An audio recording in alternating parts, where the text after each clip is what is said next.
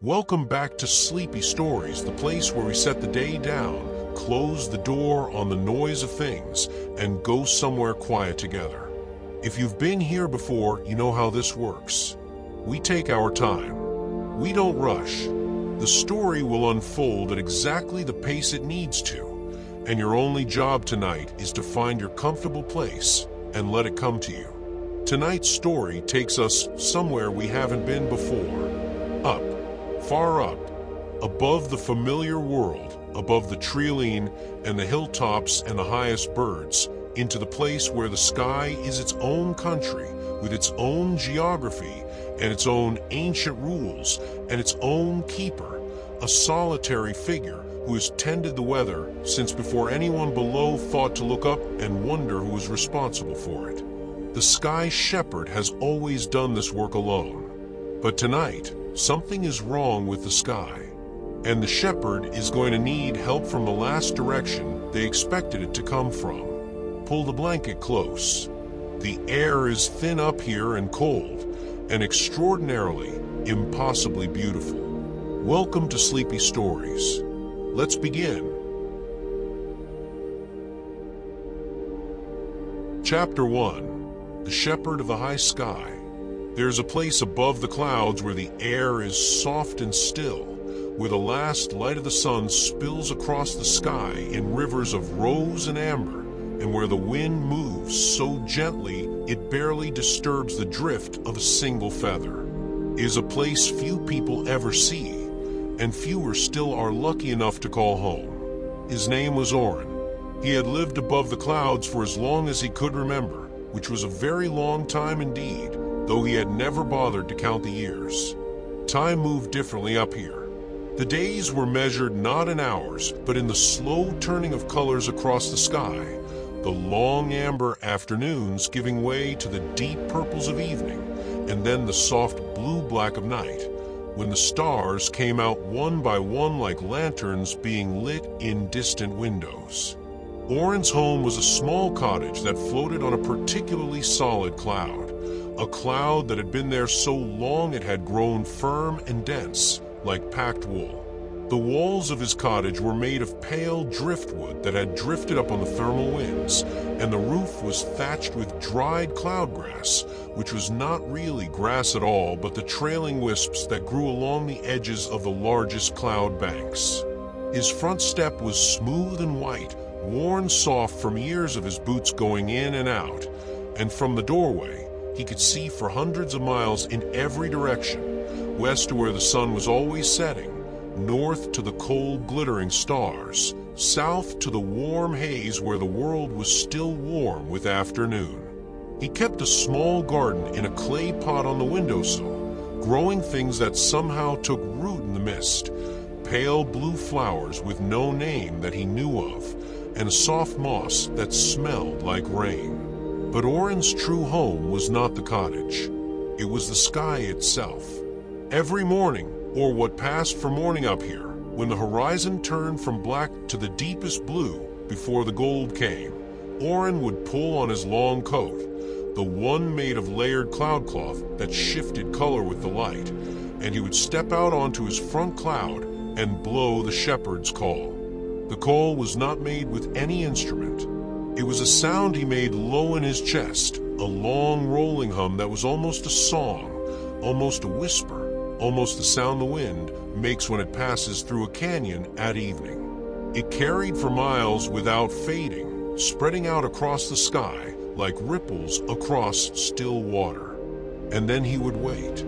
First you would see them at the edge of sight, just shapes, at first.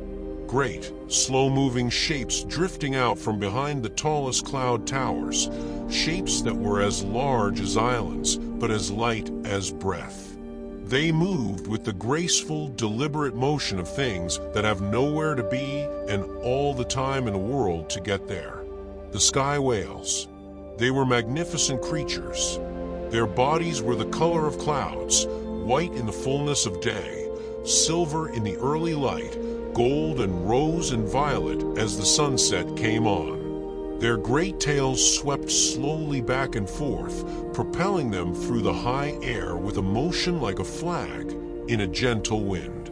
Their fins, long and translucent like the wings of great moths, spread wide to catch the thermal currents, and as they turned, these fins caught the light and scattered it in soft rainbows that drifted across the clouds below. Their faces were peaceful. There was no other word for it.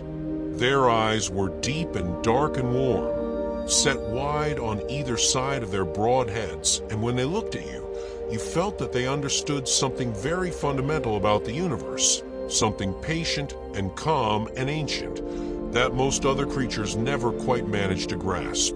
Oren knew each of them by name. There was Cumula, the largest, a matriarch who had been drifting these skies before Oren was born. Her sides were marked with the shapes of old storms, patterns of silver that traced the memory of lightning she had once carried in her body. She was slow and deliberate and always arrived first at the sound of the call, gliding in with the quiet authority of something that knows its own importance. There was Nimbus, her son, still young by whale years, which meant he was only a few centuries old, who had a habit of rolling playfully in the thermal upwellings, turning himself over and over in the warm air until his fins pointed at the sky, and he drifted, laughing in his silent whale way, completely upside down. There was Syrah, a smaller female with an unusual marking, a spray of dark cloud spots along her flank, like a constellation, who was the most curious of the herd and always wanted to come and investigate things up close, sometimes pressing her enormous nose gently against Oren's cottage until the whole building shuddered and creaked on its cloud mooring. And there were others, old Stratus, whose color had faded to the soft gray of an overcast day. Young Vel, barely 20 years old, still small enough to dart between the cloud towers, and the twins, Alto and Cumula, who were always side by side, whose movements mirrored each other so precisely that watching them from a distance, you could almost believe they were one creature reflected in some invisible sky mirror. Together, the herd numbered 11. Oren's work, his purpose, his calling, the thing that made his heart feel full and his days feel meaningful, was to guide them, not to drive them the way one might drive cattle. That was not the relationship at all.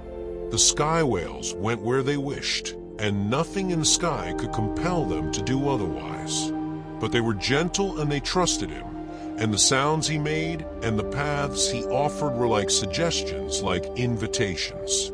He guided them away from the dangerous storm fronts that built up over the mountains in summer, their interiors crackling with lightning that could disorient a young whale and send it tumbling downward through the clouds. He guided them toward the great thermal columns that rose from the sun-warmed earth below, where they could drift upward in wide, lazy spirals, resting without effort, letting the warm air hold them. He kept them together through the long crossings from the eastern sky to the western horizon, where they gathered each evening to watch the sun go down, a ritual they seemed to observe with something close to reverence, hanging in the air as the colors changed, as still as it is possible for enormous floating creatures to be still. And every evening, as the last light faded and the first stars appeared, Oren would make the low, rolling hum again, the shepherd's call that meant all is well. The night is coming, rest now. And the whales would slow their drifting and settle into the great soft cloud banks, tucking their fins close to their bodies, and sleep. And Oren would walk back to his cottage, put the kettle on, and watch them sleep from his window, and feel, as he always felt, a deep and abiding peace. This was his life, and it was a good one. But on the evening our story begins, something had changed. Oren noticed it as he made his evening count, a habit he kept as carefully as any shepherd, moving his eyes from one sleeping shape to another, touching each one with his attention, like a hand touching the heads of sleeping children. 1, 2, 3. Cumula, massive and still. 4, 5. Nimbus and Syrah, close together. 6, 7. Old Stratus, the twins Alto and Cumulo. 8, 9, 10. He counted again. 10. He walked to the edge of his cloud and looked out into the evening sky, which had turned a deep violet now, the horizon still burning gold far to the west. He counted the shapes in the cloud banks. He counted again. 10. Vel was missing. Oren stood at the edge of his cloud for a long time, very still, the evening wind moving gently through his coat. He pressed his lips together and breathed slowly and told himself not to worry yet. Vel was young. Young ones strayed sometimes. She would likely come drifting back in the night, or be there in the morning, waiting for him at the edge of the herd with that slightly guilty look that young creatures have when they know they've caused concern. But as he turned back to his cottage, he did not quite feel the peace he usually felt. Something was different in the sky tonight. He could not say what it was, only that the air felt different, not in its temperature or its movement, but in some quality that had no name, like the feeling before a storm that has not yet appeared on the horizon. Oren put the kettle on. He watched the window. He waited for morning. Chapter 2. The Edge of the Known Sky. Morning came slowly the way mornings do at altitude, not as a sudden brightness, but as a gentle, incremental softening of the dark, the stars fading one by one rather than all at once, the horizon shifting from black to deep blue to the faintest suggestion of rose, like the inside of a seashell seen by firelight. Oren had not slept well. He had sat at his window through most of the night, watching the sleeping forms of the herd where they rested in the cloud banks, and watching also the empty space where Vel should have been. He had made the low-rolling call several times, letting it carry out into the dark sky, but there had been no answer, or rather no response, because the sky never quite answers, it only carries sound away until it fades. By the time the light was strong enough to see properly, he was already dressed and standing at the edge of his cloud with his long-handled sky staff, a pole of pale wood tipped at one end with a carved cloud shape that he used to gently direct the whales, nudging Nimbus away from a storm wall here, signaling Cumula to come closer there. He was scanning the horizon in all directions. No Vel. He made his morning call. The herd stirred and woke around him, great bodies shifting and rising from the cloud banks with the slow, dignified movements of creatures who do not hurry in the morning. Cumula surfaced first, as always, rolling one enormous dark eye toward him in greeting. Nimbus came next, doing a slow barrel roll as he ascended, as though he simply couldn't help himself. Then Syrah, then the others, one by one, until they were all gathered in the loose morning cluster they favored, drifting together with the unhurried ease of clouds. 10. Still 10.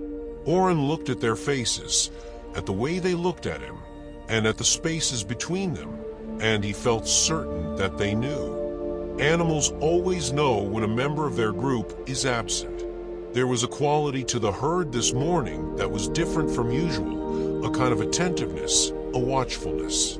Even old Stratus, who normally seemed barely awake even when she was awake, had her eyes open fully and was looking out toward the eastern horizon with an expression that Oren could only describe as concern. "I know," he said quietly, as though she had spoken. "I'm going to find her." He made the particular signal that meant stay, which was a slow, circular motion with the sky staff held horizontally, a motion like stirring something very gently in a very wide bowl. The herd recognized it. They would hold their position, drifting slowly in the thermal, not wandering too far. Cumula, who understood the most of any of them, dipped her great head in a way that Oren had long ago decided was acknowledgement. Then he set off east, to travel quickly through the high sky. Oren used the driftboard, a long, flat piece of the same pale wood as his staff, curved slightly at the front, on which he could stand and ride the thermal currents. It was not as fast as flight, but there were no birds at this altitude that he could ask for passage, and besides, the driftboard let him move quietly and low to the cloud surface, which was often where the young whales fed on the cloud krill that gathered in the soft mist layers. He rode the first thermal upward, spiraling slowly until he was high enough to see over the nearest bank of cloud, and then let himself glide eastward on the wind. The sky in the east was different this morning. He noticed it at once, a quality of the light that was unusual, a kind of shimmer or thickness in the air that he could not immediately identify. The clouds there were stacked higher than usual, great towers of cumulus building up into the stratosphere, and the gaps between them were a deeper blue than was quite normal for morning. He had been a sky shepherd for a very long time, and he knew this sky the way you know the face of someone you love, every variation, every mood, every subtle shift. And what he was seeing now was not a mood he recognized. He rode deeper into the eastern sky. An hour passed, or what felt like an hour. Time was difficult at altitude without the usual markers. He watched the sun climb, or tried to. The sun was behind him in the west now, always behind him, which felt wrong in a way he couldn't articulate. And then he heard it. It was faint far away but unmistakable, a sound that was almost beneath hearing, a low vibration that he felt more in his chest than his ears. The sound a sky whale makes when it is afraid or confused, a resonance like a very large bell being struck very gently. Bell. Oren adjusted his weight on the driftboard and angled toward the sound. She came into view gradually, emerging from behind a cloud tower, and he felt the first relief. She was alive and moving, not injured, but the relief was immediately complicated by what he saw around her. Vel was drifting in a slow, confused circle. Her fins were held at an unusual angle, the posture of a creature that has lost its bearings, that doesn't know which way is home. Her eyes were open wide, and they had a glazed, dazed quality that Oren had never seen in her before. And the clouds around her were wrong. That was the only word for it. They were the wrong color, a yellowish gray that had no place in a healthy sky. They were the wrong texture, too dense, too close together, pressing in from all sides. And there was a smell that Oren noticed as he drew closer, a smell that didn't belong at altitude at all. The smell of something burning, or the memory of something burning, an acrid metallic quality that caught in the back of his throat. He came alongside Vel carefully, making the low greeting hum, the one that said, "I am here, you are not alone, everything is going to be all right." The young whales I tracked toward him, and the low, frightened vibration changed pitch. Still afraid, but differently afraid. Less alone. He reached out and placed his hand flat against her side as he drifted close. Her skin was warm, warmer than usual, and there was a faint trembling in it, like the trembling of the ground after a distant earthquake. "Easy," he murmured. "Easy now. I've got you." He began to guide her back, making the turning signal with his staff, leaning on the board to shift direction. Vel followed, sluggishly at first, then with more intention. But as they moved back toward the west, back toward the normal sky, Oren looked back over his shoulder at the yellow-gray cloud towers behind them. He looked at them for a long time. In all his years of tending the sky, he had never seen anything like them. And something told him, some deep instinct honed by a lifetime of reading weather and wind and cloud, that they had not been there yesterday. Something was wrong with the eastern sky. He filed the knowledge away, careful and quiet, the way you file away something important that you will need to think about later when the immediate concern, getting Vel safely home, has been resolved. For now, he turned his face west toward the warm colors of the morning sun and guided the young whale home. Chapter 3. Cumula's Knowing. Vel was quieter than usual for the rest of that day. She stayed close to the herd, tucking herself between Cumula and old Stratus like a calf sheltering between its elders. And though she ate when the cloud krill drifted through, opening her wide, soft mouth to let them drift in, as all the whales did, like great slow boats with their nets deployed, she did not play. She did not dart. She did not do the particular spinning trick she had lately been perfecting, where she wound herself into a slow corkscrew and came unspooling upward through a thin cloud layer like something being born. She simply drifted and was quiet and let Cumula's enormous body block the eastern horizon from her view. Oren watched her throughout the day, making his rounds on the driftboard, moving in slow loops around the herd's perimeter the way he always did. He noted the position of each whale. He noted the direction of the wind. He noted again the quality of the light in the east, still wrong, still that yellowish cast, though from this distance it was barely visible, just a slight warmth at the edge of the sky where warmth didn't quite belong. In the late afternoon, when the sky had turned to gold and the shadows of the cloud towers stretched long and soft across the lower cloud banks, he brought the driftboard alongside Cumula. The great whale regarded him with one enormous dark eye. She had the steadiness of something very old, something that had weathered enough to know that weathering is possible, that storms end, that the sky continues. Looking into that, I was like looking into the deep sky itself, the depth of it, the calm of it, the sense that it contained more than you could see. You know something, Oren said. It wasn't a question. He had been having something like conversations with Cumula for more years than he could count. Not conversations with words, the whale had no words, and he had always felt that this was not a deficit on her part, but simply a different fluency, a different kind of knowing. But the communication was real, and real enough that he trusted it. Cumula turned her great head slowly. She was looking east, toward the yellowish clouds. Then she made sound. A low, resonant sound, very different from a frightened vibration Vel had made that morning. This was a sound with a kind of weight to it, a gravity.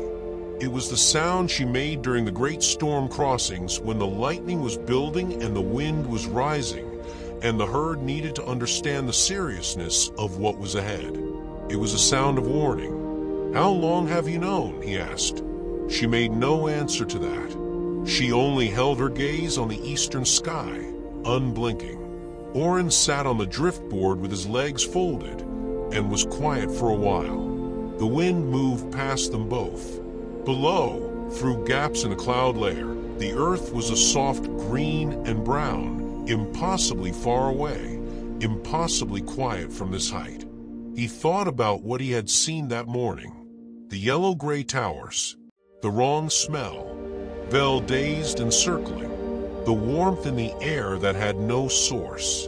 He had been in the sky long enough to know that changes in the high atmosphere meant changes in the world below, eventually, that the condition of the sky was not separate from a condition of everything else, but woven into it, connected by currents of air and moisture and temperature that moved in patterns too vast for any single being to fully track. When the sky was sick, that sickness moved. But he had never seen the sky sick before. He had seen it angry, full of lightning and wind, and the tremendous fury of a building storm. He had seen it mournful, those heavy gray days when the clouds pressed down, and the light was thin, and the world felt small. He had seen it wild with joy, those summer days when the thermals were strong and the cumulus towers built themselves impossibly high, and the whales would spiral up and up and up until they were almost lost from view. This was different. This was not a natural state, not one of the sky's familiar moods. This was something imposed, something from outside the sky's own nature. He didn't know what it was. Not yet.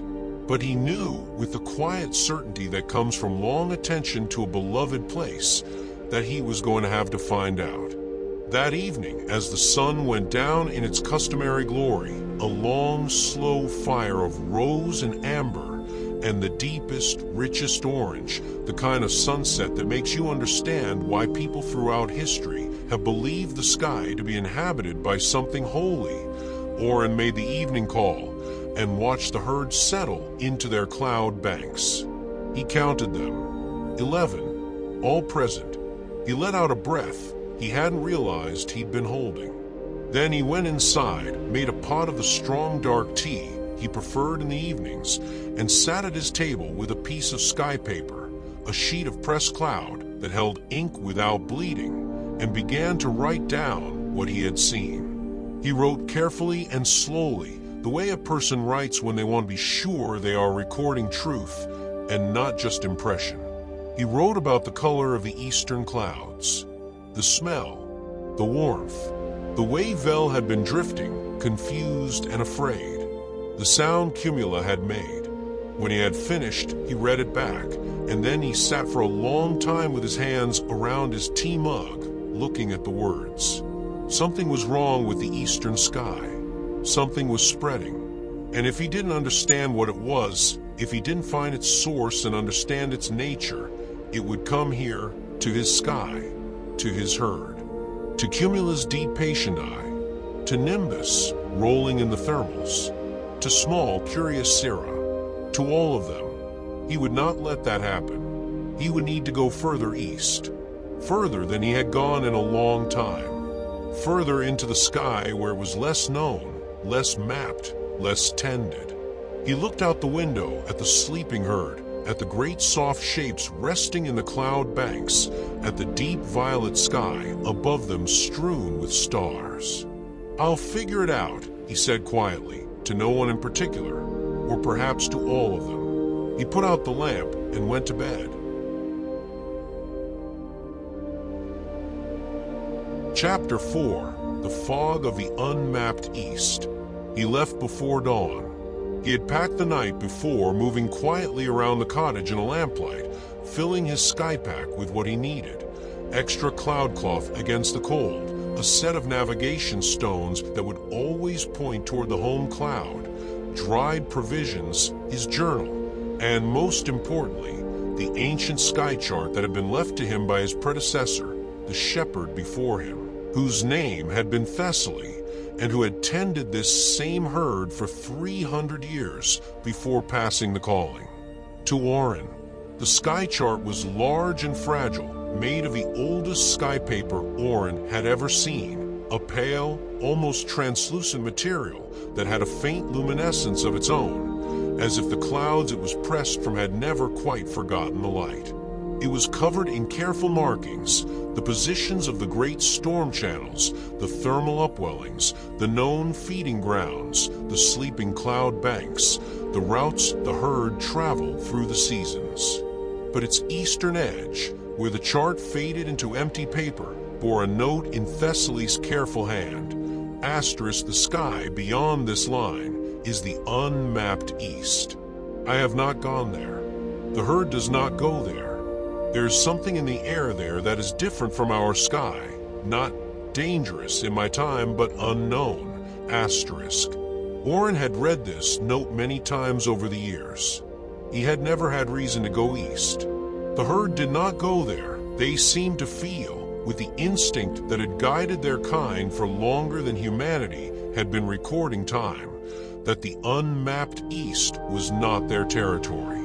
Now, folding the chart carefully and tucking it into the sky pack, he thought about that instinct. Not dangerous, Thessaly had said, in my time. Times changed. He stepped out onto the front cloud. The sky was dark still, fully dark, the stars blazing overhead in their cold, ancient fire. The herd were sleeping forms in the cloud banks, still and quiet. He could see the slight rise and fall of Cumula's sides as she breathed, a slow, oceanic rhythm. He stood for a moment just watching them. Then he made the quietest version of the gathering call, barely a vibration, more a breath than a sound, and waited. After a moment, Cumula opened one eye. He made the signal for "I am going, and I will be back." A slow sweep of the sky staff east, and then a returning arc back toward the home cloud, repeated 3 times. It was a gesture he had made before on the long seasonal scouting trips he took each year to check the route ahead. She knew what it meant. She held his gaze for a long moment, her great dark eyes steady and deep, and then she made a sound, low and brief and complicated, that he interpreted as "take care," and perhaps also "I know what you're going to find," and perhaps also "the sky goes with you," which was a thing he had decided to believe. Then she closed her eye again. He stepped onto the driftboard and pushed off east. The first hours were familiar sky, the eastern edges of his normal territory, the cloud formations he knew well. He drifted past the cloud of 4 peaks, a permanent formation of 4 tall cumulus towers clustered together, which served as a useful landmark and meeting point. Past the Great Shelf, a vast flat cloud layer that the whales loved to feed along, where the cloud krill gathered in drifting curtains. Past the 3 small lenticular clouds that hung always, still as stones, in the lee of an upper wind channel, their smooth shapes like polished lenses aimed at some invisible sky object. Then the familiar sky ended. He knew the moment it happened, not because there was any visible boundary, but because the air changed. The quality of light shifted. The wind, which had been from a southwest, the good home wind, became variable, inconsistent, gusting from different directions in quick succession, as though it couldn't make up its mind. And slowly, gradually, the sky ahead began to take on that yellowish cast he had seen from a distance yesterday. He slowed the driftboard and moved more carefully. The clouds here were different. They were not wrong exactly, not yet. They were recognizable as clouds cumulus and stratus and the higher cirrus wisps, but there was something about them that felt labored, as if they were making an effort. Clouds should not have to make an effort. They exist in the sky as naturally and effortlessly as water exists in a river. But these clouds had a strained quality, a heaviness, as if they were carrying something. The smell was stronger here, that acrid metallic quality. He pulled the collar of his cloud coat up around his nose and breathed through it, which helped. He stopped on a flat shelf of cloud and opened the sky chart, spreading it carefully against the driftboard, weighting the corners with navigation stones. He had moved well beyond the edge of the charted sky. He was in the space that Thessaly had left blank, the unmapped east. Taking his pen from his pack, he began to add to the chart. He marked his current position, noting the cloud formations he had passed. He noted the wind direction changes, the color shift, the smell. He noted the exact quality of the light, that yellowish cast, which was stronger now, which seemed to be not just a color in the atmosphere, but something more like a presence, a thickness. As he wrote, he listened, and he heard it. It was faint, still very faint, but now that he knew what he was listening for, he could pick it out, the sky whale vibration that meant fear and confusion. Not one voice, several, maybe many, other whales. Oren had known, in the abstract, that his herd was not the only one. The sky was vast, far vaster than any territory he could shepherd, and there must be other herds, other shepherds, or perhaps herds without shepherds. But in all his years, he had never encountered them. His territory was his territory, and the skies beyond it had simply been beyond it. Until now. He put the chart away and rode on, following the sound. He did not have to go far before he saw them. They were gathered in a great cluster, perhaps 30 or 40 sky whales of various sizes, pressing together the way creatures press together when they are frightened, seeking comfort in nearness. Their colors were muted, their fins held close to their bodies. They were making the low vibration sound in overlapping waves that seemed to pass through the herd like ripples through water.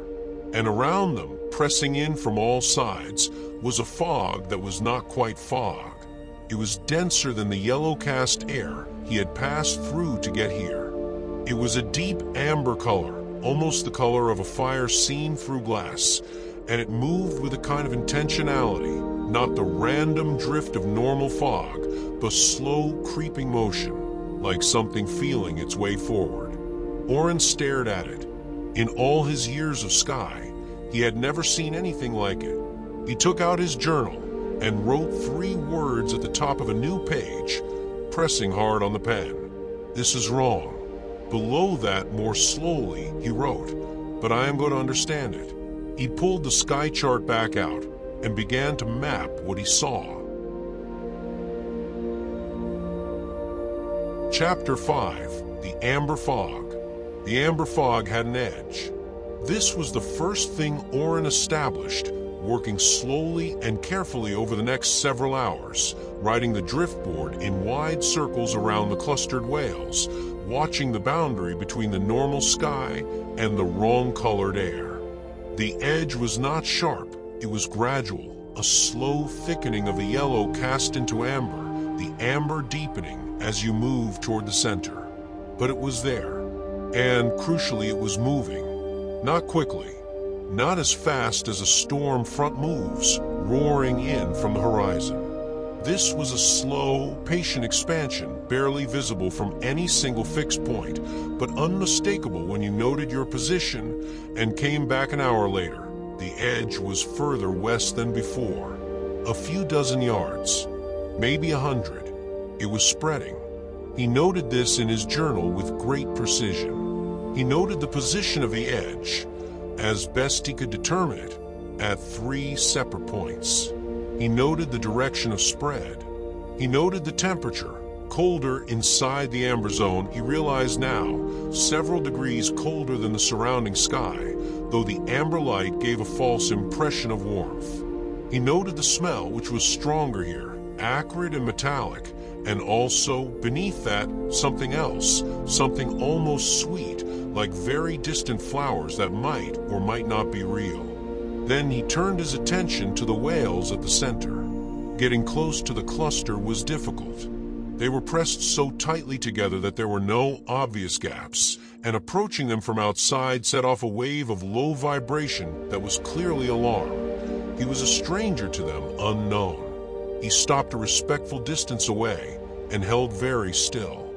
Then, very quietly, he made the shepherd's call. Not his personal version of it, not the particular melody that his herd had learned to recognize as his over many years. The universal version, the one that he had always believed, spoke not to learned recognition, but to something deeper, something in the nature of sky whales themselves that predated and outlasted any particular shepherd. The vibration in the cluster changed. Not immediately, and not entirely. There was still fear in it, still that low, distressed resonance. But something shifted, a frequency that Oren might have described as listening. The nearest whale, a large male with the golden flanks of maturity, turned one eye toward him. Oren made the signal for I mean no harm, his staff held horizontally, both hands visible, a stillness of posture that said there was nothing threatening in him. The male watched him.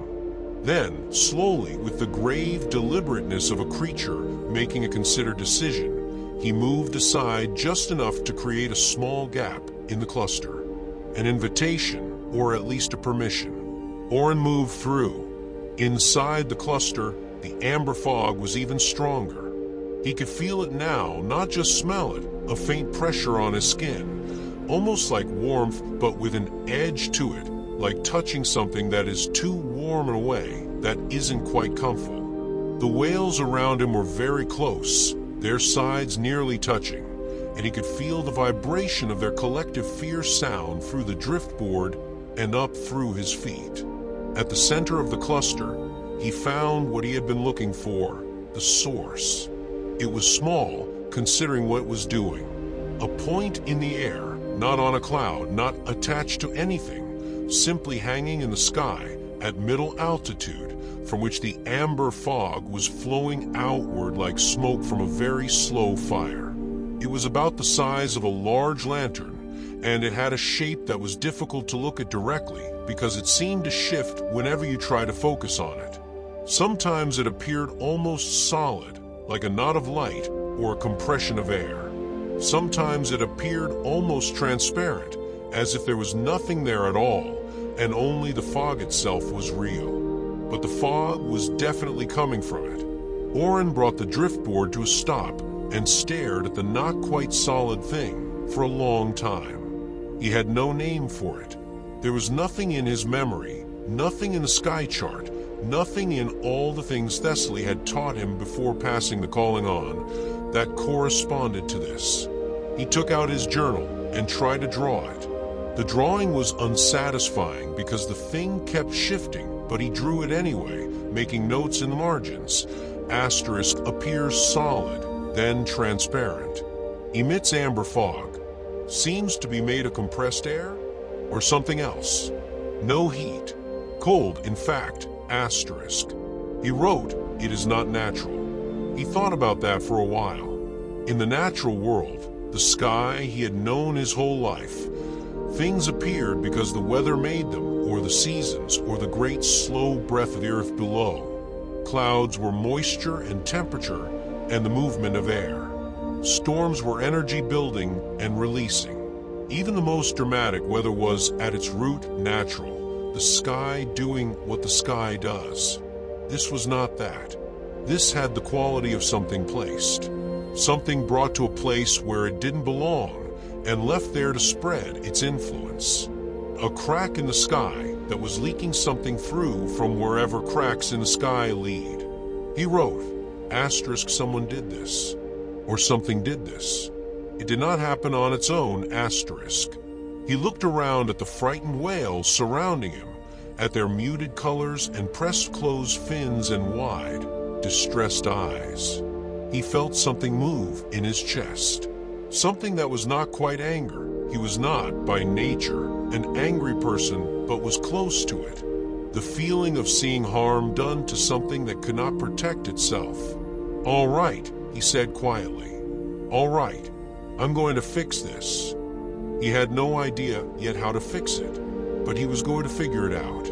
He turned the driftboard around and began the long ride back west toward home, toward his own herd, to think. Chapter 6, What the Old Books Said. Oren's cottage was not large, but it was well organized, and one of the things that made it well organized was the shelves. The shelves lined 3 of the 4 walls from floor to ceiling, and they were full of books, or at least full of what passed for books in the high sky, which was not always the same as books on the ground. Some were bound in cloud leather, covers the soft pale gray of early morning. Some were made of sky paper sewn together with thread thin as spider silk. Some were older and stranger, made of materials he couldn't quite identify, materials that had arrived on the thermal winds from sources he had never been able to trace. He had read them all, some of them many times. But now he stood in front of the shelves with his lamp turned up bright and looked at them with different eyes. The eyes of someone looking for a specific thing, a specific piece of knowledge that he needed and didn't have. He spent the first evening pulling books at random and reading through them quickly, looking for anything that might relate to what he had seen. Storm records going back centuries, charts of the great wind channels, observations on whale behavior through the seasons, notes on the health of the upper atmosphere in various weather conditions. Nothing. He spent the second evening being more systematic, working from left to right across the shelves in order, reading indexes and tables of contents, and the first and last pages of books, the way you do when you're looking for something you'll know when you see it.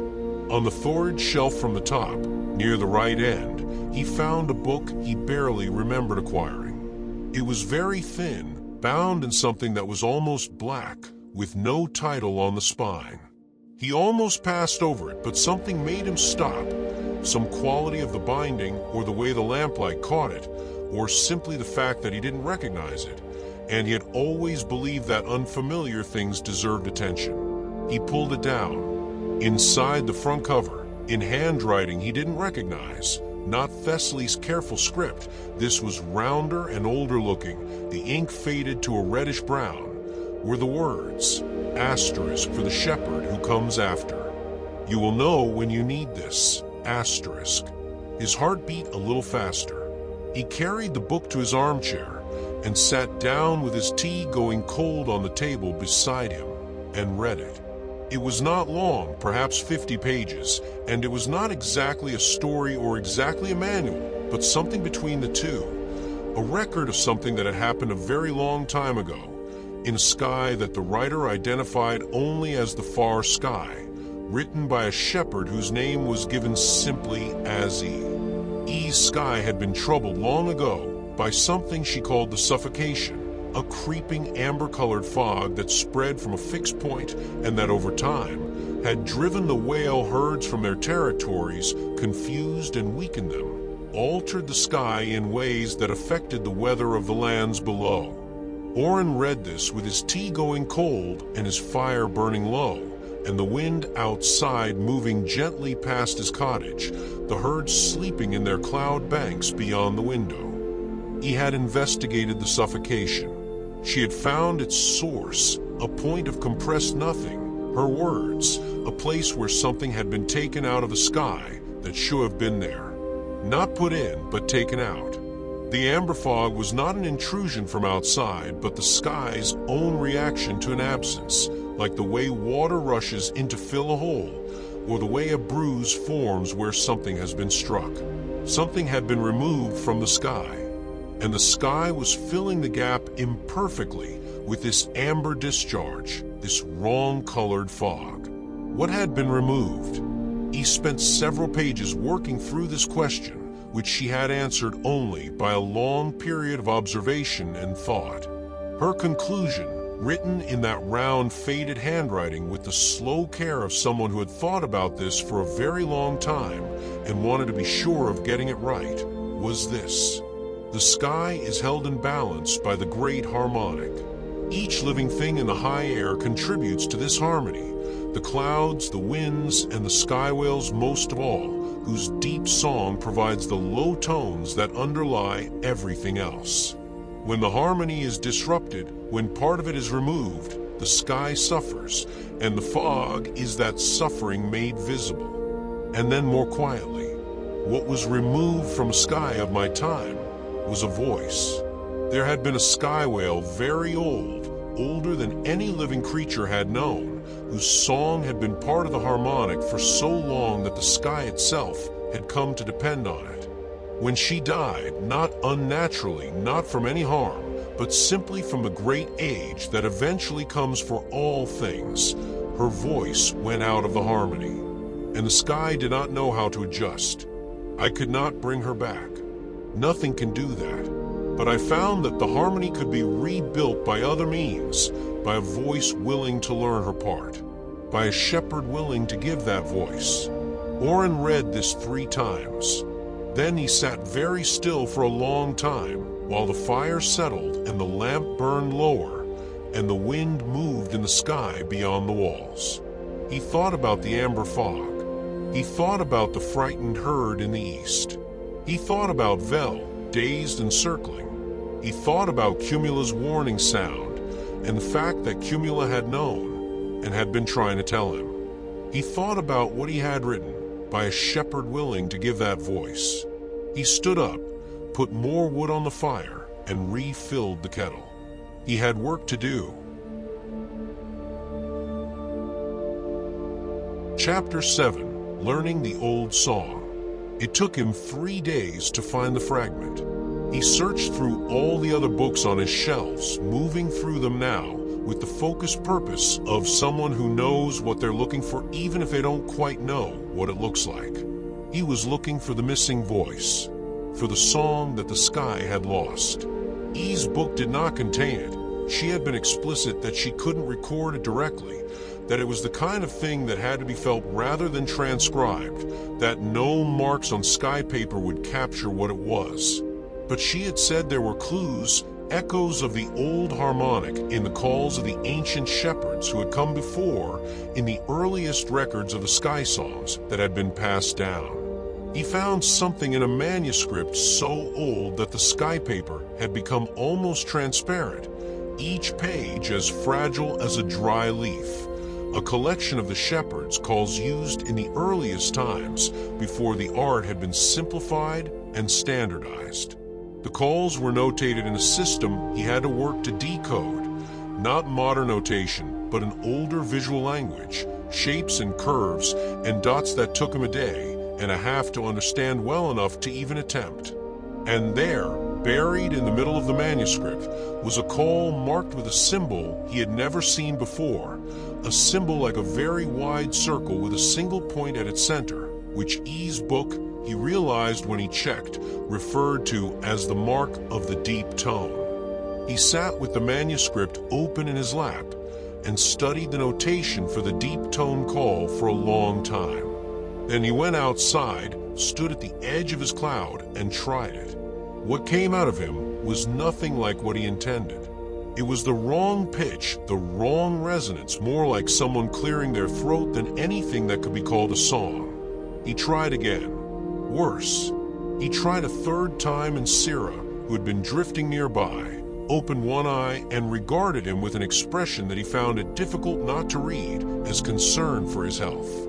He went inside, made tea, and looked at the notation again. The problem he gradually understood was that the call was not made the way he made his shepherd's calls, not in the chest, not with the trained muscles of someone who has been making the same sounds for years. It was made somewhere deeper. He had written about this obliquely. The deep tone call comes from a place where you hold the things you love. He had read that line and moved past it, as one does with phrases that feel like poetry in the middle of what is mostly practical instruction. But now he sat with it and took it seriously. The place where you hold the things you love. He thought about the herd, about the way he felt when he watched them from a cottage window in the evening light, Cumula's ancient steadiness, Nimbus's joy, Vel's young curiosity, the quiet trust of all of them, the fact that they came when he called and followed where he led, not because he compelled them, but because they had chosen to. The weight of that trust, the beauty of it. He went back outside. He stood at the edge of a cloud, closed his eyes, held all of that, and tried again. What came out was still imperfect. It was still not the deep tone, but it was closer. There was something in it that hadn't been there before, a quality of resonance that went below the frequencies of his normal calls, a faint harmonic that he felt more in his body than heard with his ears. He practiced for hours that day. He practiced the next day, and the day after that. On the fourth day, he went to the manuscript again and realized he had been misreading one part of the notation. A curve that he had taken as a marker of pitch was actually a marker of duration, indicating that the tone was held much longer than he'd been holding it. He adjusted, and on the fifth day, standing at the edge of his cloud in the early morning with the sky still dark to the west and the first gold just appearing to the east, he took a very deep breath, held the place where he kept the things he loved, and made the sound. It was not loud.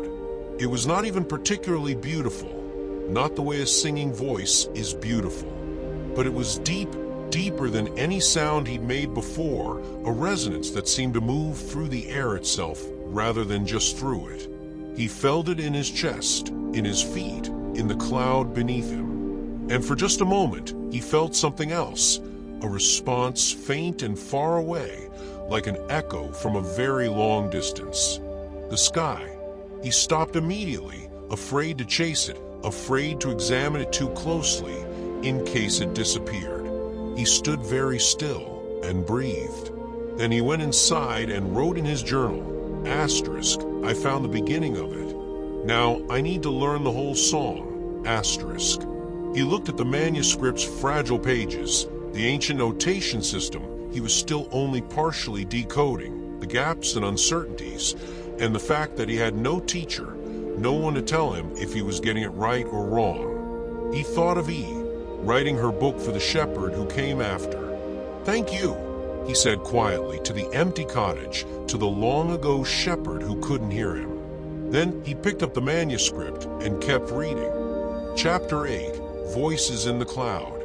He had been practicing the deep tone call for 11 days when Cumula came to him. He was standing at the edge of his cloud, as he always did when he practiced, sending the sound out into the morning sky. He had made progress. The resonance was more reliable now. He could hold it for longer. The harmonic that went below ordinary sound was more consistent. But he still couldn't find the specific frequency that he had described as the lost part of the sky's harmonic, the missing voice that the amber fog was filling in. He could feel the shape of where it should be. He couldn't find the sound itself. Cumula approached from the east, which was unusual. She typically came from the south in the mornings, where the herd's primary cloud bank was. She came slowly and with intention, not the meandering drift of a whale going nowhere in particular, but the directed movement of a creature going somewhere specific.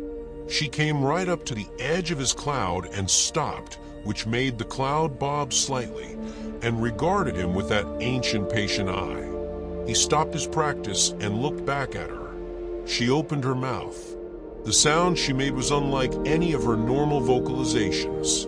It was deep, very deep, below the range of what he thought of as hearing, and into something that was more felt than heard, a vibration that moved through the cloud and up through his feet and into his bones. It was long and sustained, and it had a specific quality, a specific shape that he had been trying to find for 11 days. He stood very still and listened. She held the tone for a long time. Then she stopped, and the silence after was a different silence than before, weighted with the memory of the sound. He had never, in all his years, heard a whale make that particular sound. "That's it," he said softly. "That's what I've been looking for." "How do you know?" She looked at him. The depth of that look, the patience and age in it. Of course she knew. She had been in this sky since before Oren had been in this sky, and before Thessaly, and likely before the shepherd who had been before Thessaly. She had heard the sky at its most harmonious in the long-ago time when the deep tone was part of it. She had been hearing the absence ever since. "Can you do it again?" he asked. She did again. He listened with everything he had. He listened not just with his ears, but with his body, trying to feel the exact shape of the resonance, the specific point at which it lived in the spectrum of sound. He stood with his hand pressed flat against her side, feeling the vibration through her warm, cloud-soft skin. Then he tried. His version was wrong, of course. Too high, too thin. He tried again. Still wrong, but differently wrong. He tried a third time, and he heard or felt, because at these frequencies hearing and feeling were the same thing, a faint sympathetic resonance in her body, a slight intensification of the vibration, which he took to mean closer but not there yet. They spent the morning like this, her making the sound, him listening and feeling, and then attempting, her responding in ways he was learning to read as signals of degree. Closer. Further. Try again. Right frequency, wrong duration. By midday he was exhausted and his throat was raw, and Cumula had the look of a creature who has been patient for a very long time and will continue to be patient, but is also aware that this is taking rather long. He sat down on the edge of the cloud, and she settled in the air beside him, close enough that her warm breath, which smelled like rain on stone, drifted over him. He ate some of his provisions and drank water and rested. "You know what we have to do," he said, "don't you?" She made a low, soft sound that was not the deep tone call. It was the sound she made when the herd gathered in the evenings, when everyone was present and safe and together. "We have to go east," he said. "I have to take the call to the source, to the crack in the sky, and fill it. Make the sky whole again." She was quiet. "And I don't know if that's possible," he said. "I don't know if it will work. E's book says it can be done, but he paused. "She was remarkable, I think. I don't know if I'm." He stopped. Cumula turned her great head and looked at him directly. not the sideways single-eye regard of her usual attention, but both eyes, which required a slight shifting of her enormous body. It was a posture he had never seen from her before, and it had a quality of deliberateness that made him feel, suddenly, very seen. She held his gaze for a long moment. Then she made the deep-toned call very softly, and then she stopped, and in the silence after it, she made a different sound. The sound she made when she was bringing a young whale back to the herd, the particular frequency that meant, "You belong here, you know the way, come home." He understood what she meant. He didn't think he was ready, but he was going to try anyway. He looked out at the herd, scattered across the sky in the afternoon light, and felt the weight of them in his chest, the responsibility and the love of them, all tangled together the way love and responsibility always are. "All right," he said, "we'll go in the morning." Chapter 9. The Journey East. He decided not to take the whole herd. This was a difficult decision, and he thought about it carefully through the evening, sitting at his table with his journal open, and writing things down, and crossing them out, and writing them again. The frightened whale cluster he had seen in the east needed the amber fog addressed. They couldn't stay there indefinitely, crowded together in fear, their colors fading. And the fog would keep spreading west if he did nothing. He needed to go to the source and do what he had described. But the herd was his responsibility. All 11 of them, taking them all into the amber fog before he knew how the deep-toned call would affect it, before he knew whether it would work. That felt reckless. He would take Cumula. He needed her there. She was the one who knew the right frequency, and if his own version faltered or failed, he needed her voice beside him. And she seemed to know where this was going, and had given every indication she wanted to be there. And he would take Nimbus, because Nimbus was young and strong, and had never shown any sign of being affected by the amber fog. He had been well to the west when Vel had strayed, and the fog had not yet reached their home territory. And because honestly, Nimbus would probably follow anyway once he realized they were going somewhere. The others would stay. He spent the evening making sure they were settled in the deepest, most stable cloud bank, the one furthest west, furthest from the spreading amber. He gave them the stay signal, the slow circular motion of the staff. He spent extra time with Vel, who pressed her nose against his shoulder in a way she had lately taken to doing, warm and gentle and trusting. "Stay here," he told her. "Stay close to Stratus. I'll be back." She made a low questioning sound.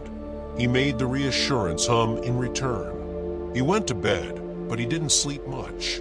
In the morning, he and Cumula and Nimbus, who had indeed attached himself to the group with the cheerful presumption of someone who had been invited and was simply being polite about it, set off east. Nimbus rolled once in the first thermal they crossed, purely from habit, and Oren led him. Then he made the forward signal, and Nimbus, with visible effort at self-restraint, straightened out and followed. The journey east was different from his solo scouting trip. The driftboard moved faster when it could ride in the slip of the Great Whale's Passage, and the presence of Cumula ahead of him seemed to part the troubled air differently than he had moved through it alone. The yellow cast came on gradually as before, but Cumula moved through it without slowing, without showing any sign of distress, and this steadied him. Nimbus was less certain. When the amber color thickened, the young whale made a low sound of discomfort and pressed closer to his mother's side. But he did not turn back. Oren watched the eastern sky as they traveled, watching the fog boundaries, making notes. The fog had spread since his last visit. The edge was further west by several miles. He noted this with careful precision in his journal, marking the new boundary on his sky chart. The frightened whale cluster came into view in mid-morning. Still there, still pressed together, still low and colorless and afraid. A few of the outer members made alarm sounds when they first saw the approach, 3 figures emerging from the fog, but the alarm faded quickly when Cumula made the greeting call, the universal whale vocalization that says simply, "I am here, and I mean well." Oren watched in quiet amazement as the cluster responded to her. They knew her sound, or rather they knew what her sound was, even though they had never heard her specifically before. It was the sound of matriarch, of age and steadiness, and the deep knowledge of the sky, and it spoke to something in them that knew what that meant. The outer members relaxed just slightly. The vibration of fear in the group softened from its highest pitch. Cumula moved to the edge of the cluster and held her position there, and Oren rode alongside. He looked toward the center, where he had seen the source before. It was larger now. That was the first thing he registered. What had been lantern-sized was now closer to the size of a small cloud. Still that difficult-to-look-at shifting quality, sometimes almost solid, sometimes almost nothing, but larger, pulsing slowly with the amber light, and the fog flowing from it was thicker. He made a note. Then he put his journal away and took his sky staff in both hands and breathed slowly, the way he did before any action that required precision and steadiness. "All right," he said quietly to Cumula, to Nimbus, to himself. "Let's see what this old song can do." He opened his mouth, found the deep place where he kept the things he loved, and began. Chapter 10, the first note. The sound that came out of him was not the full deep tone call, not yet. He had learned through 11 days of practice that the call built the way a fire builds, not from a single match strike, but from patient coaxing, layer by layer, beginning from a breath and widening into resonance. He started low and soft, the first level of the harmonic, the foundation layer. He felt, almost immediately, that something responded. Not the source, not yet, but the whales around him. The cluster of frightened, fog-dimmed creatures felt the sound in the air, and something in them shifted. The fear vibration softened slightly. A few of the outer whales turned toward the sound. Their fins, pressed close to their bodies, moved fractionally open. He held the first note and let it fill the air. Then Cumula added her voice. Her deep tone was not the same as his. Hers was older, lower, more certain, the voice of a creature who had been part of this sky's harmony for centuries and who carried the memory of it in her body. But they fit together. He could feel it, the way two rivers fit together when they meet. Not collision, but convergence, a joining that makes something larger and more powerful than either alone. The amber fog, at the edges of the source, hesitated. He watched it carefully while keeping the sound. The flow from the source, that constant slow outpouring that had been building the fog in the sky around them, wavered. Not much. Not enough to call improvement, not yet. But it was not the same constant flow it had been a moment before. He deepened into the second layer of the call. This was the layer that required the most from him. The first layer was breath and resonance, mechanical in the way that all skilled things are mechanical once you've learned the mechanics. The second layer required something else, the thing he had written about, the thing that couldn't be transcribed or notated but could only be found. It required the full weight of what he carried, the love of the sky and the herd and the long, patient years, all brought to bear on this single sustained sound. He felt at the moment he reached it. It was not comfortable. It was not the kind of thing that is comfortable, the full opening of yourself into a sound. But it was right. There was a quality of rightness to it that he recognized the way you recognize a key in a lock. The amber fog at the source rippled. Nimbus, who had been hanging back anxiously, made a small sound that Oren, even mid-call, recognized as startled wonder. The young whale had felt it too. The source itself flickered. That shifting, hard-to-look-at quality intensified for a moment, and then, just slightly, the amber light pulsed in a way that was different from its normal pulse. Almost responsive. Almost as if, at the deepest level of the sky, something was considering the sound being offered. Oren held the note. His throat ached. His chest ached. The effort of maintaining both the technical precision and the open emotional depth simultaneously was the most demanding thing he had ever asked of his body. But he held it, and Cumula held it with him, and the two voices wound together in the amber air. And then, not dramatically, not with any of the spectacle he might have expected, the flow of amber fog from the source slowed. Just slightly. Just enough to notice, if you were watching carefully, as he was. A few degrees from outpouring to something more measured, more tentative. He held the note 3 seconds longer. 5, 8. Then he had to stop. He came out of the call with a gasp, shaking slightly, needing to grab the edge of the driftboard to steady himself. The after silence rang in his head. His whole body hummed with the vibration of it. The source was still there, still pulsing, still emitting its amber light. The fog around them had not cleared.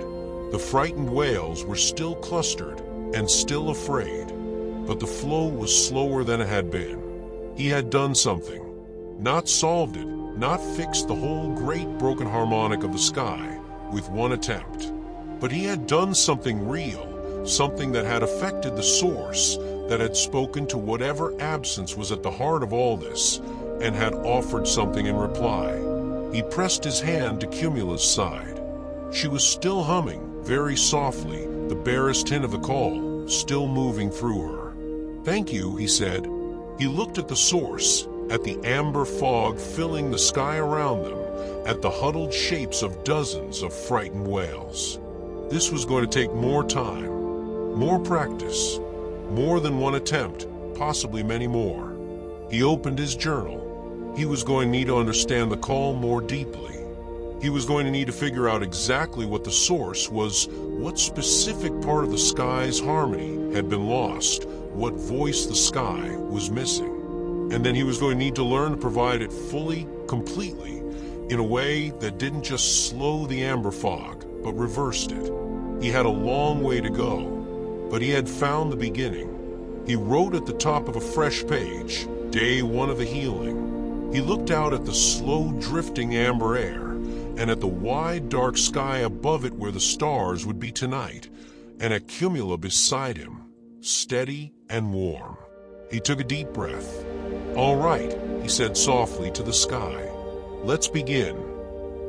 Chapter 11, The Language of the Eastern Sky. Oren stayed in the east for 3 days after his first attempt at the deep tone call.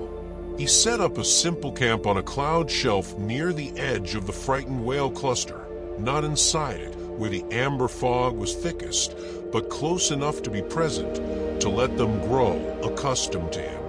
He made a small shelter from the cloud cloth he'd packed, just enough to keep the cold out, and he slept lightly and briefly, waking often to listen to the fog-muffled sky. Each morning he practiced the call. Each morning, Cumula was there beside him, holding the deep tone, letting him find the frequency again against the steadiness of her voice. Each time he reached the second layer, the open, effortful, full-weight layer, the flow from the source slowed. Each time he stopped, it resumed, but slightly slower than the day before, he thought. Slightly less than it had been. Or perhaps that was hope. Between practices, he watched the eastern whales. They were different from his own herd in ways that fascinated him. Their colors, muted now by the fog, had clearly once been richer. He could see traces of the underlying hues, deep blues and greens that his own western whales didn't carry, the colors of sky that was different from his own sky. Their fins were shaped slightly differently, with a more pronounced curve at the tip. They were, on average, larger than his herd, suggesting either older bloodlines or better feeding grounds, or simply that the eastern sky suited them in ways he didn't yet understand. And they had a shepherd. He discovered this on the second day, when a figure appeared at the edge of the cluster, a small, slight person on a driftboard much like his own, wearing a coat of deep green cloudcloth that was very different from his own pale layered coat. She was moving along the edge of the cluster the way he moved along the edge of his own herd, that same patient circumference, that same quality of attention. She saw him at about the same moment he saw her, and they both stopped. They looked at each other across 100 yards of amber-tinged air. Then she held up her sky staff, a shorter one than his, with a different carved end, in a gesture that was clearly meant as greeting. He held up his in return. She angled her driftboard toward him, and he stayed still and let her come, which felt like the right thing to do. It was her sky after all. Her name was Sable. She was considerably younger than him, in her manner at least, though sky shepherds age strangely, and he had learned not to make assumptions about years. She had the dark, intent eyes of someone who pays close attention to the world, and her voice, when she finally spoke, was low and careful, as though she was choosing each word with precision. "I heard your call," she said, "yesterday morning and this morning." A pause. "I've never heard anything like it." "It's old," he said, "older than either of us." She looked at him for a moment, then looked at Cumula, who was drifting a short distance away with the patience of something that has been waiting longer than humans have been keeping track. "She knows it," Sable said. "It was not a question. She taught it to me." Something in Sable's face shifted, a small movement that might have been surprise or recognition or something harder to name. She turned her gaze back to the source, to the amber-lit crack in the sky, and was quiet for a moment. "My grandmother's grandmother spoke of this," she said finally. "In the old stories of our sky, there was a voice that held things in balance, a wail older than memory." She looked at Cumula again. "Older even than her." "Yes," Oren said, "and when that voice was gone, the sky began to fail, and now it's failing more quickly. The fog has been spreading. For 11 seasons now," she said, the weight in her voice when she said it, 11 seasons of watching her sky dim and her herd diminish and being unable to do anything, made him feel, sharply, the loneliness of her situation. At least he had come to it fresh, with the problem new and urgent. She had been living with it slowly, season by season, with all the grinding endurance that requires. "I think I can heal it," he said. "I believe the deep tone call can close the crack, but I haven't been able to sustain it long enough yet. I need more practice. And possibly," he hesitated, "possibly more voices." She looked at him directly. "How many?" "I don't know yet. I'm still learning the geometry of it." She was quiet for a moment, thinking, her eyes moving between him and the source. Then she said, "I'll help. Tell me what you need." He felt a complicated emotion that was mostly relief and partly gratitude, and partly something that was just the fundamental goodness of not being alone in a difficult thing. "Let me show you the call," he said. Chapter 12, Two Voices. Teaching Sable the deep tone call was different from learning it himself. When he had learned it, he'd had Cumula, a whale who simply knew the sound and could hold it for comparison. He'd had the manuscript with its fragile notation. He'd had the undirected, private space of his own practice, the freedom to fail without being observed. Teaching it to another person required him to understand it well enough to explain it, which turned out to be a deeper form of understanding. He started by demonstrating. He stood at the edge of the cloud shelf and made the call in full, both layers, the resonance and the weight, and watched her face as she heard it. She was the kind of person who listened with her whole body, he noticed. She was very still, her eyes slightly unfocused, her breathing slow and deliberate, the expression of someone who is trying to feel something rather than just hear it. When he stopped, she was quiet for a moment. "The first part," she said, "I think I can find that." She tried it. Her version was different from his, different voice, different instrument, different years, but the essential frequency was there. The resonance lived in the same place. Yes, he said, that's it. Now the second layer. He tried to explain what he understood about it. He used the same language he had used, the place where you hold the things you love, and also his own language, the feeling of opening completely, of bringing everything to bear, of making the sound with the full weight of what you care about rather than just the trained mechanics of voice. Sable was quiet while he talked. Then, the herd. Yes, the herd and the sky and all the years of it. Yes, all of that. She looked at the clustered, frightened whales in the amber-lit air. Something moved across her face, a complexity of emotion that he recognized because he felt it himself regularly, that mixture of love and worry and the weight of responsibility that comes from caring about something you cannot fully protect. Then she opened her mouth and made the call. Her version was not identical to his. Of course it wasn't. She was not him. She carried different years, different loves, a different sky. But the deep tone quality was unmistakably present, and when she reached the second layer, and she found it on the first attempt, which made him catch his breath slightly, the resonance in the air was almost the same as when he made it. Same frequency, different voice, like two instruments of the same note. The amber fog at the source shifted, more than it had shifted for him alone. Not by a dramatic margin, but clearly, measurably. The flow slowed further. The pulsing of the source changed tempo, becoming less urgent. Sable stopped, breathing hard, and looked at him. Both of us together, she said. Both of us together, he agreed.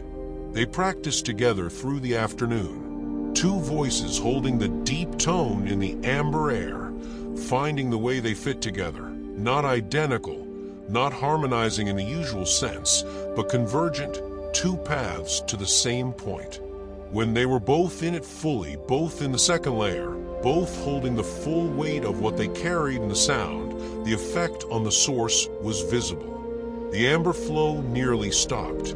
The pulsing slowed towards something almost still. But nearly and almost were not enough. When they stopped, exhausted, the flow resumed. The amber fog remained.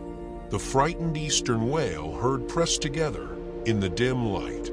Oren looked at his hands, which were trembling slightly from the effort of sustained resonance. He breathed slowly, coming back to himself, the way you do after something that takes everything. It's not enough, Sable said. She didn't say it with defeat. She said it with the practical clarity of someone assessing a task and its requirements.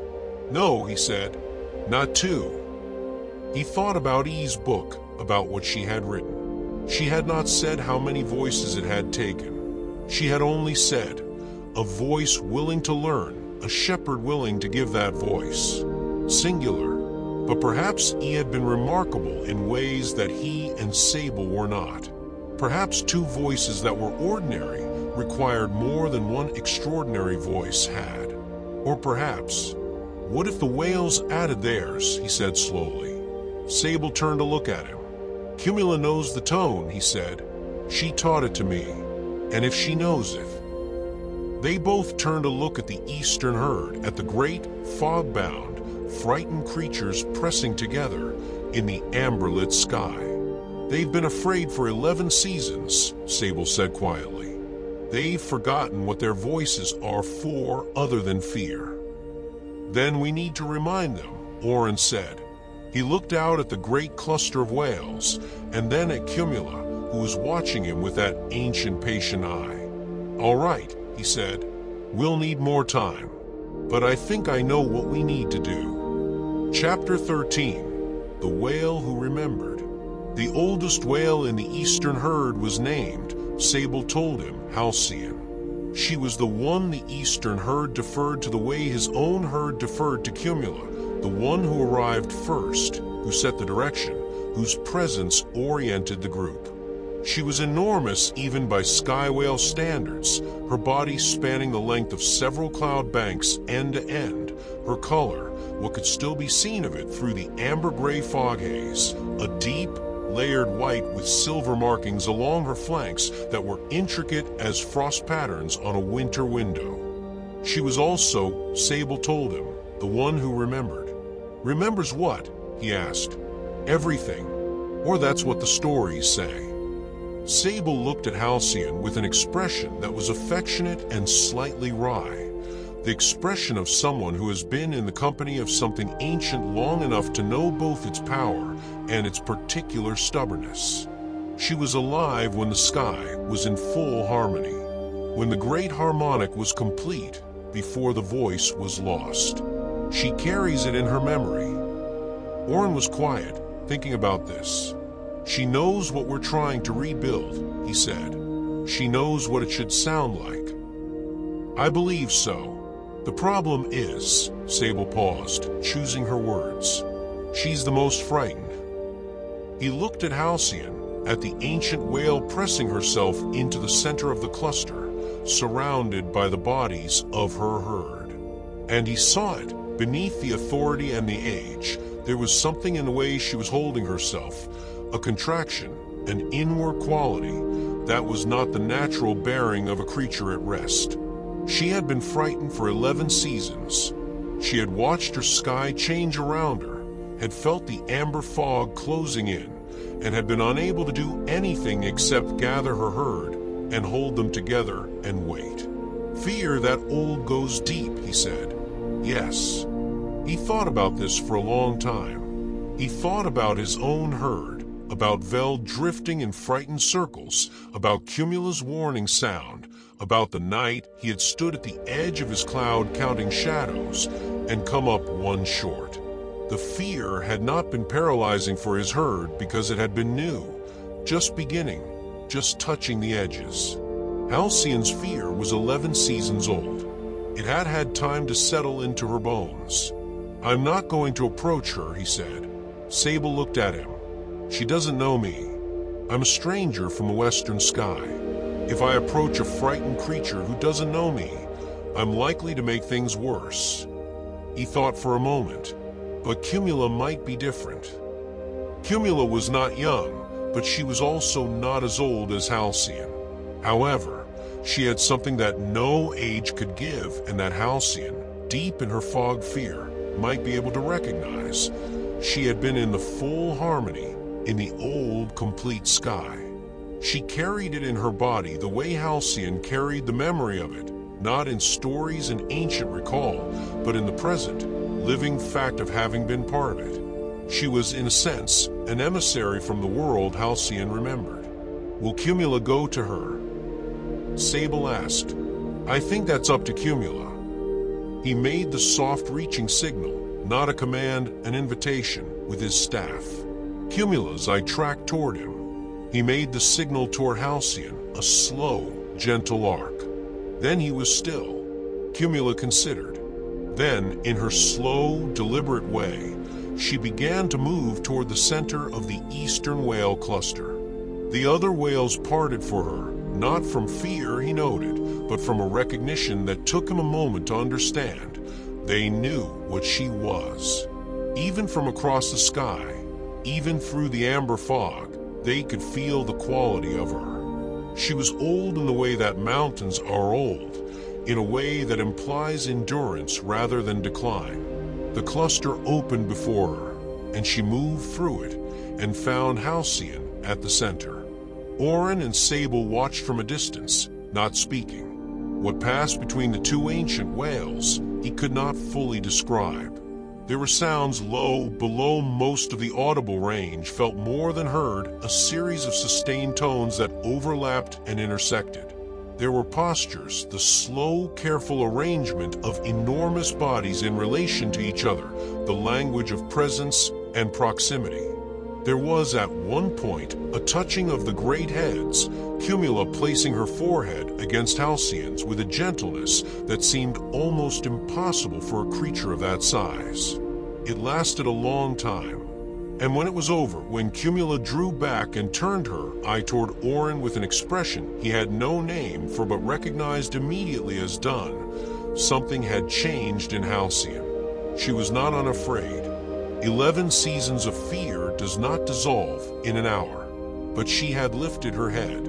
Her fins, pressed tight for so long, had opened fractionally, and her eyes, which had been fixed inward the way the eyes of very frightened creatures fix inward, were now looking outward, looking at the sky, looking at the amber fog with an expression that was less paralyzed and more considering, as if she was beginning, after a long time, to think about what to do. "Tomorrow," Oren said quietly, "we try again, all three of us, and we ask her to listen."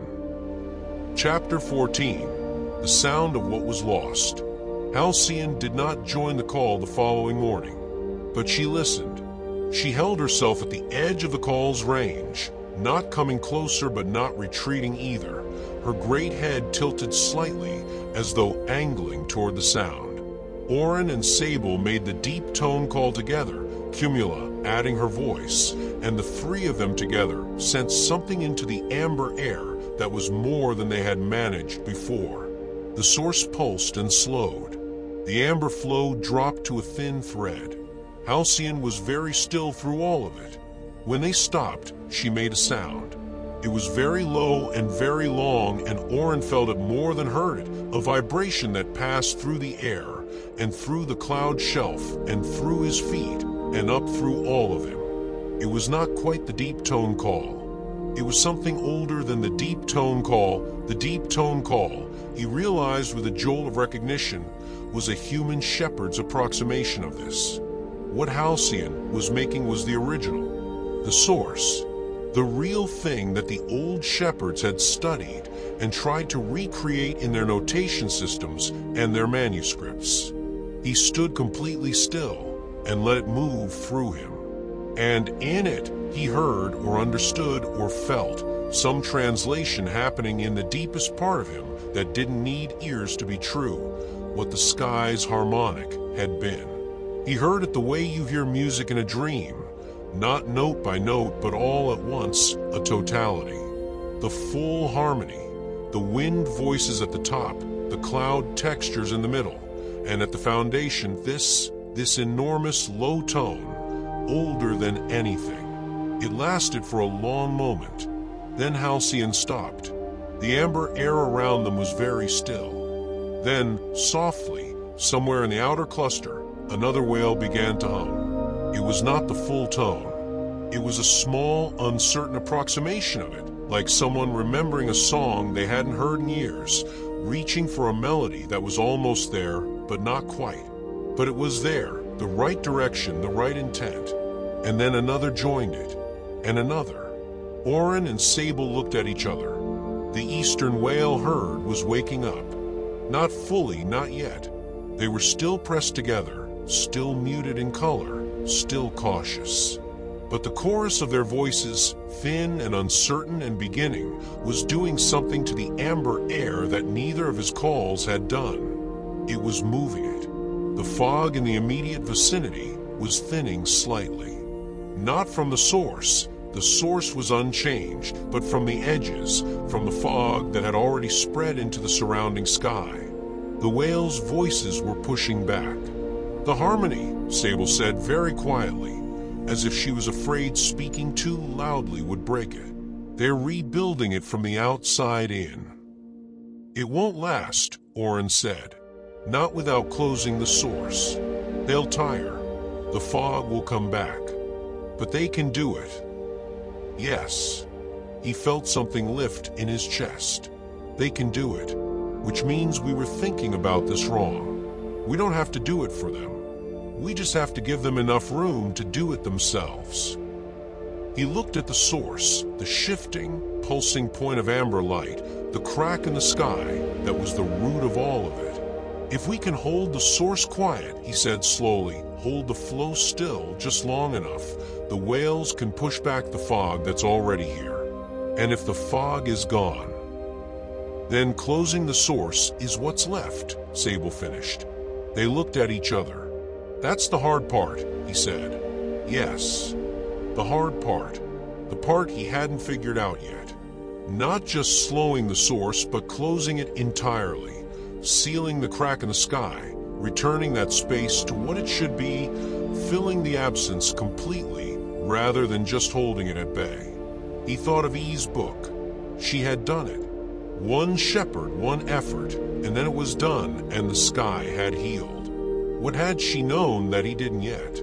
He looked at his hands, then at Cumula, then at Halcyon, who was watching him with her ancient eyes from the center of the herd. The eyes of a creature who had been part of the full harmony and who remembered it. "I need to know what was there before," he said. "I need to hear it completely." He looked at Halcyon. "I think she can show me."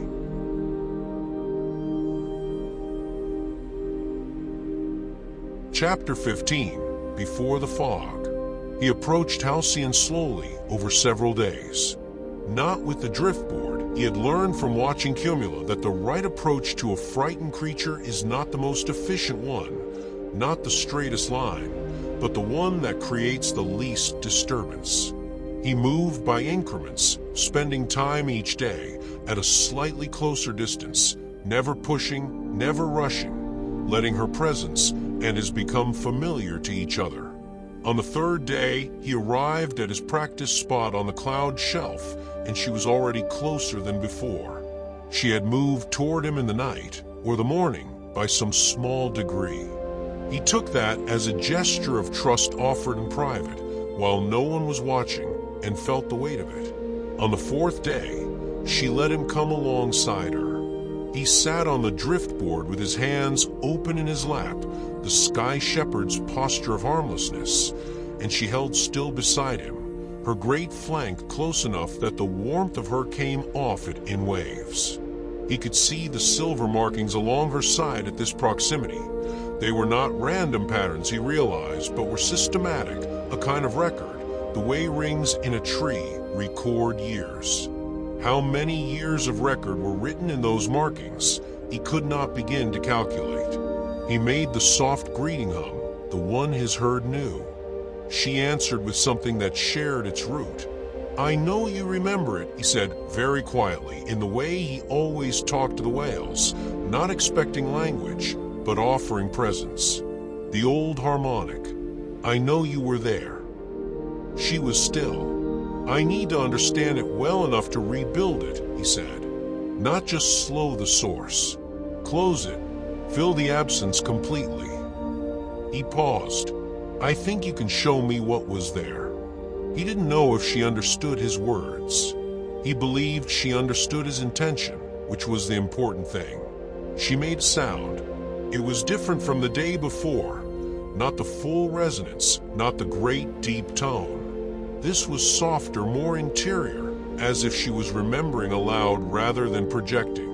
It moved through the cloud and through him, and as it moved through him, he had the same experience he'd had before, that translation in the deep part of him, but slower now, more detailed, like the difference between being given a summary and being invited to sit with the whole thing. He heard the harmonic in pieces.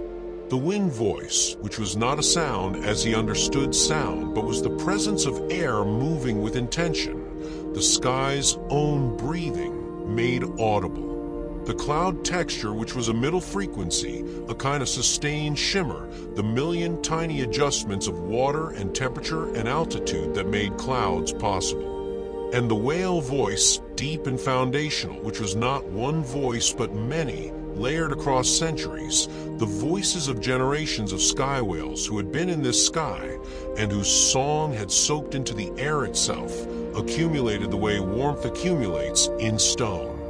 And beneath all of that, beneath even the whale voices, there was something he had not known to listen for, something that E's book had not named directly, something that Halcyon's memory held that none of his manuscripts contained. It was the voice of the sky itself, not of the things in the sky.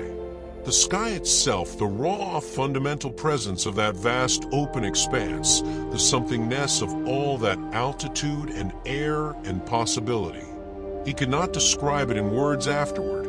He tried in his journal, and crossed it out 3 times. But he had heard it or felt it, and he recognized it immediately as the thing that was missing.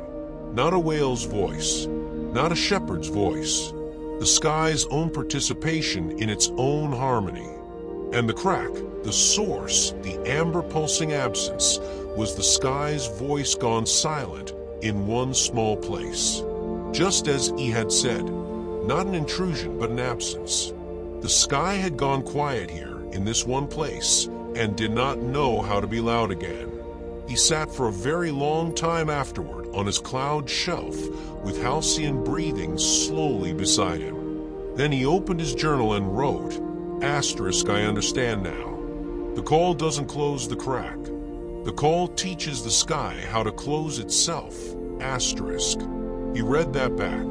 The deep tone call is a reminder. It is the sky hearing what it used to sound like, remembering, and beginning again. He read that back twice more. We don't need to be loud enough to fill the absence. We need to be clear enough that the sky recognizes itself in us. And then it does the rest." He closed the journal. He looked out at the amber fog, and at the source pulsing at its center, and at the slowly awakening eastern whale, heard beginning to hum at the edges of their cluster. "All right," he said softly to the sky. "I understand now. Let me show you." Chapter 16, The Gathering. Word of what Oren and Sable were attempting reached the western sky. He wasn't sure how. He had been in the east for nearly 3 weeks, and in that time his home herd had been following Cumula's instruction to staying, but not passively. When he made his nightly long-range call, the call that simply said, "I am here, and I will return," the answering resonance he heard back had a quality that suggested the herd was not just waiting, but was attending, listening to the sky, paying attention in some way that was different from their usual ease. On the 16th day, Vel arrived. She came from the west alone, unescorted, which was remarkable for a whale who barely a few weeks earlier had been found drifting in terrified circles in the amber-tinged air. She came directly with purpose, and she went straight to Cumula and pressed her nose against her mother figure's side for a long moment. Then she came to find Oren. She brought 4 of the others with her, old Stratus, the twins Alto and Cumulo, and Nimbus, who, Oren noted, had apparently not stayed west when asked, or had decided that the staying period was over and had followed Vel. He felt a complicated mix of mild exasperation and deep warmth at the sight of them. "You were supposed to stay," he told them. Vel made the sound that was not quite sheepish, but was the whale equivalent of a shrug. He found he couldn't be upset. And looking at the eastern whale herd, still huddled, still afraid, but beginning to hum, beginning to open, beginning to remember, he thought that more voices might not be a bad thing. He sent back the 5 remaining home herd whales with a gentle signal, asking them to hold their position near the home cloud. Then he turned to the new arrivals. "If you're going to be here," he told them, "I'll put you to work." What followed over the next 2 days was something he would spend a long time afterward trying to find words for, and mostly failing. It was the gathering of voices, a slow, patient, sometimes halting process of bringing together the 2 herds, east and west, and asking them to find each other's tones. Not the deep tone call. That was his and Sable's work. But the ordinary whale song, the ambient harmonic that sky whales make when they are at ease, that he had heard every evening of his life settling into the cloud banks around his home, and had perhaps until now not fully understood the importance of. His western whales were not afraid of the amber fog the way the eastern whales were. They were uncertain, cautious, aware that something was wrong. But they had not been saturated with it for 11 seasons. They came into the eastern cluster's periphery with a quality of ease that was its own kind of gift, not bravado, not ignorance, but simple normalness, the reminder that the sky could be untroubled. And the eastern whales responded to it. He watched Stratus, ancient, phlegmatic, apparently barely interested in her own existence most of the time, drift alongside a large eastern whale whose blue-green color was slowly returning through the fog haze. Stratus made no particular gesture of welcome. She simply existed alongside the eastern whale with the supreme indifference of something that has been in the sky too long to find anything remarkable. And the eastern whale, after a cautious interval, began to relax by proximity, the way you relax near someone who is relaxed. He watched the twins, Alto and Cumula, move through the outer edges of the cluster in their mirror formation, their synchronized movements creating a visual pattern that several of the eastern young whales tracked with what looked like curiosity. Curiosity was good. Curiosity was the opposite of paralyzed fear. He watched Vel, who had been afraid herself recently, Vel who still flinched slightly at the amber smell, go directly to the cluster's youngest members, the calves, and press her nose against them with the comfort that can only be given by someone who knows the fear from the inside. By the end of the second day, the two herds had begun to mix. Not fully. There was still a center and periphery dynamic, still the residual caution that 11 seasons imprints. But the edges were dissolving. Western and eastern whales moved in loose proximity, their songs overlapping, the combined sound of them fuller and more resonant than either had been alone. Oren and Sable stood at the edge of their cloud shelf and listened to it. "Tomorrow," Oren said. "Tomorrow," she agreed. Chapter 17, the night before. He did not practice the call that evening. There was a point he had learned, past which practicing was not practice anymore but just repetition, and repetition without awareness could dull a thing rather than sharpen it. He had done everything he could do with the call. He had found the frequency. He had found the second layer, the weight of it. He understood now what it was trying to tell the sky. Remember yourself. He had held it with Sable, with Cumula, and together they had brought the amber flow almost to stillness. Tomorrow, they would try to close it completely. He sat outside on his cloud shelf with his tea going cold in his hands and watched the merged herds settling into their evening positions. The light was doing something extraordinary, even through the amber cast of the fog. The sunset was finding its way in, rose and gold filtering through the strange-colored air into something almost beautiful, the way imperfect things can be beautiful when the light catches them right. He thought about writing her book by whatever light she had, lamplight, probably, or the faint luminescence of old sky paper. Writing for the shepherd who comes after.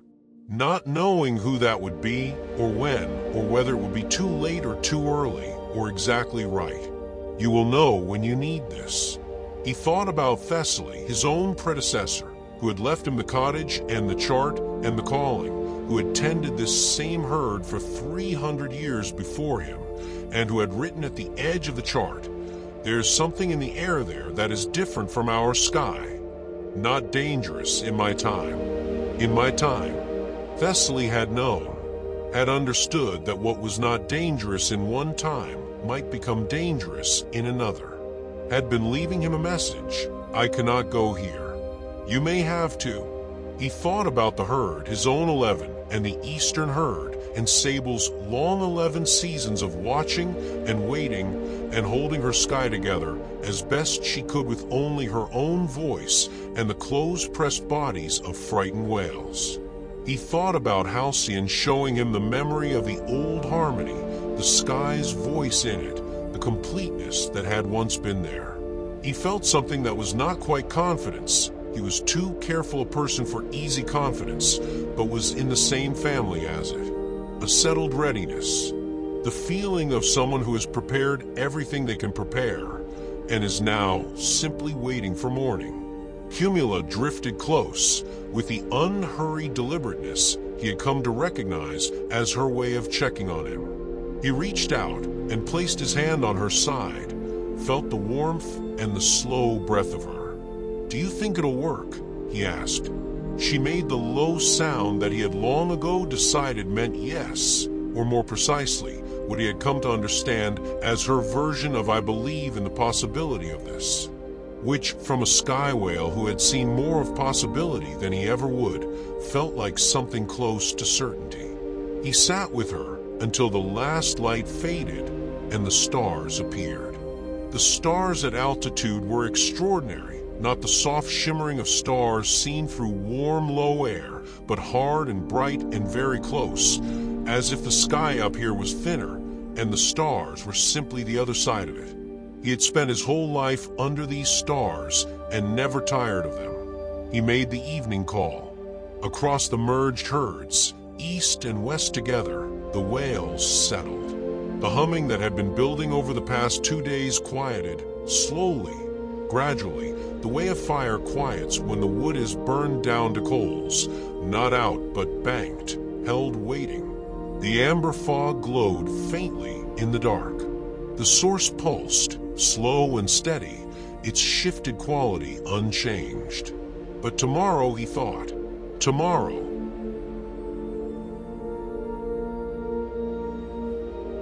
Chapter 18, The Healing. The morning came in gold. He was standing at the edge of the cloud shelf before the light reached him, facing east, the sky still deep blue overhead, and the horizon beginning to warm. Sable was already there. She had been there when he arrived, which told him she had not slept much either. She gave him a nod that was small and certain. The merged herds were awake. He had not called them. They had woken on their own, or perhaps had not fully slept. They were arranged, and this was not something he had asked for, not something he had signaled. It had simply happened in a loose outward-facing formation around the source, a great circle of whale bodies in the amber-tinged morning air, wings open, heads up, facing outward. All the eastern whales, all his western visitors, and at the center of the circle, near the source, Halcyon. She looked at him. He made the shepherd's call, the opening call, the one that meant "I am here, I see you, we begin." And it went out across the gathering with a resonance amplified by all those whale bodies, reflecting back at him warmer and deeper than he expected.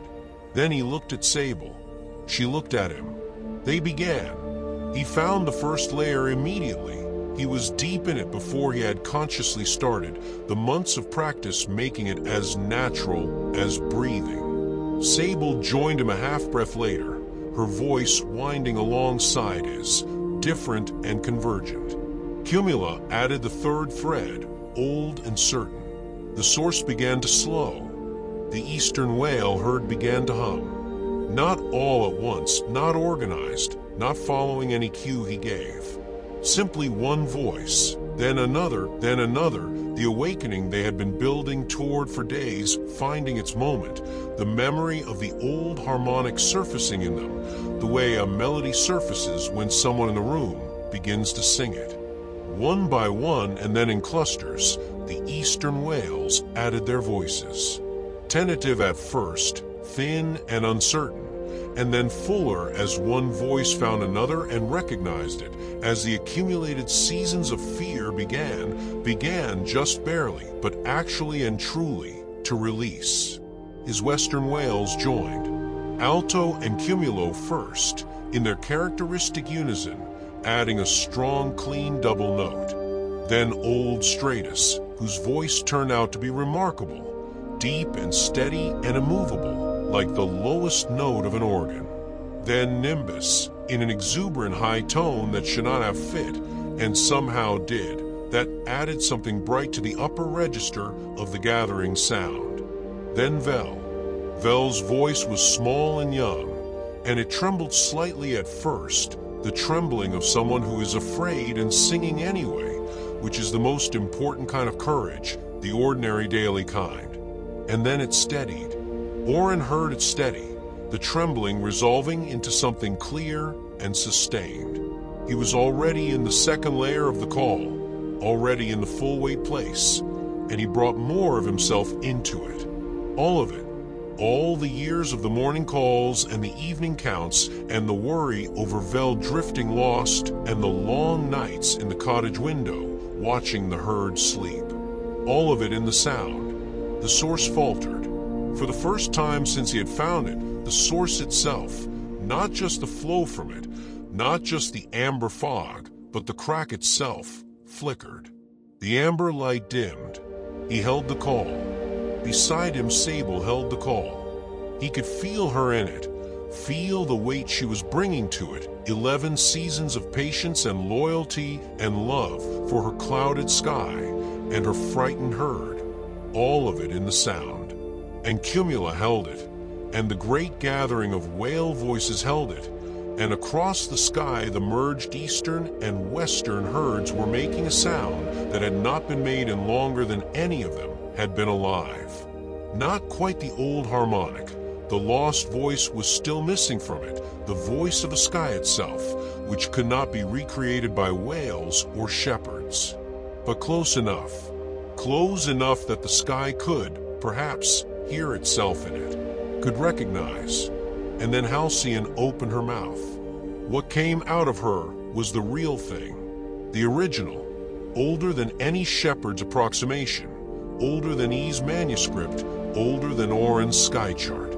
It was the full, deep tone, not as an approximation, but as the thing itself, the sound that had been part of the harmony since before any living creature's memory, the voice of a whale old enough to carry what the sky had been. The source went dark. It happened quietly.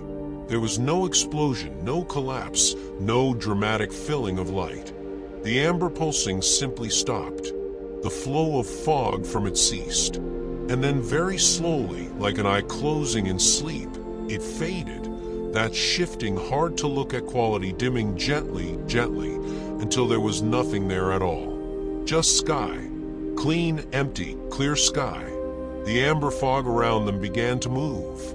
Not to spread, to disperse, to thin. The whale voices were still sounding, still pushing, and now there was no source replenishing what they displaced. The fog was finite. It had limits. And the combined voices of every whale in the gathering were more than enough to push back what was there.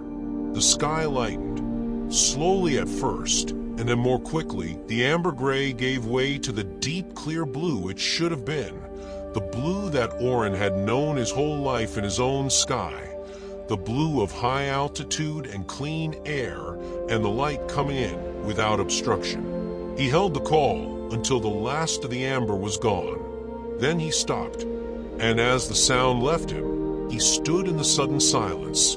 Not quite silence, because the whale voices were still there, still humming, softer now, the hum of a gathering that is beginning to wind down from something enormous, and looked at the sky.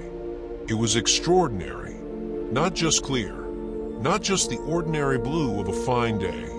It was the sky as it should be, as it had been before the crack, as Halcyon carried it in her memory, fully itself, fully open, the light in it with a quality he had no words for other than healed. The eastern whale herd's colors were returning.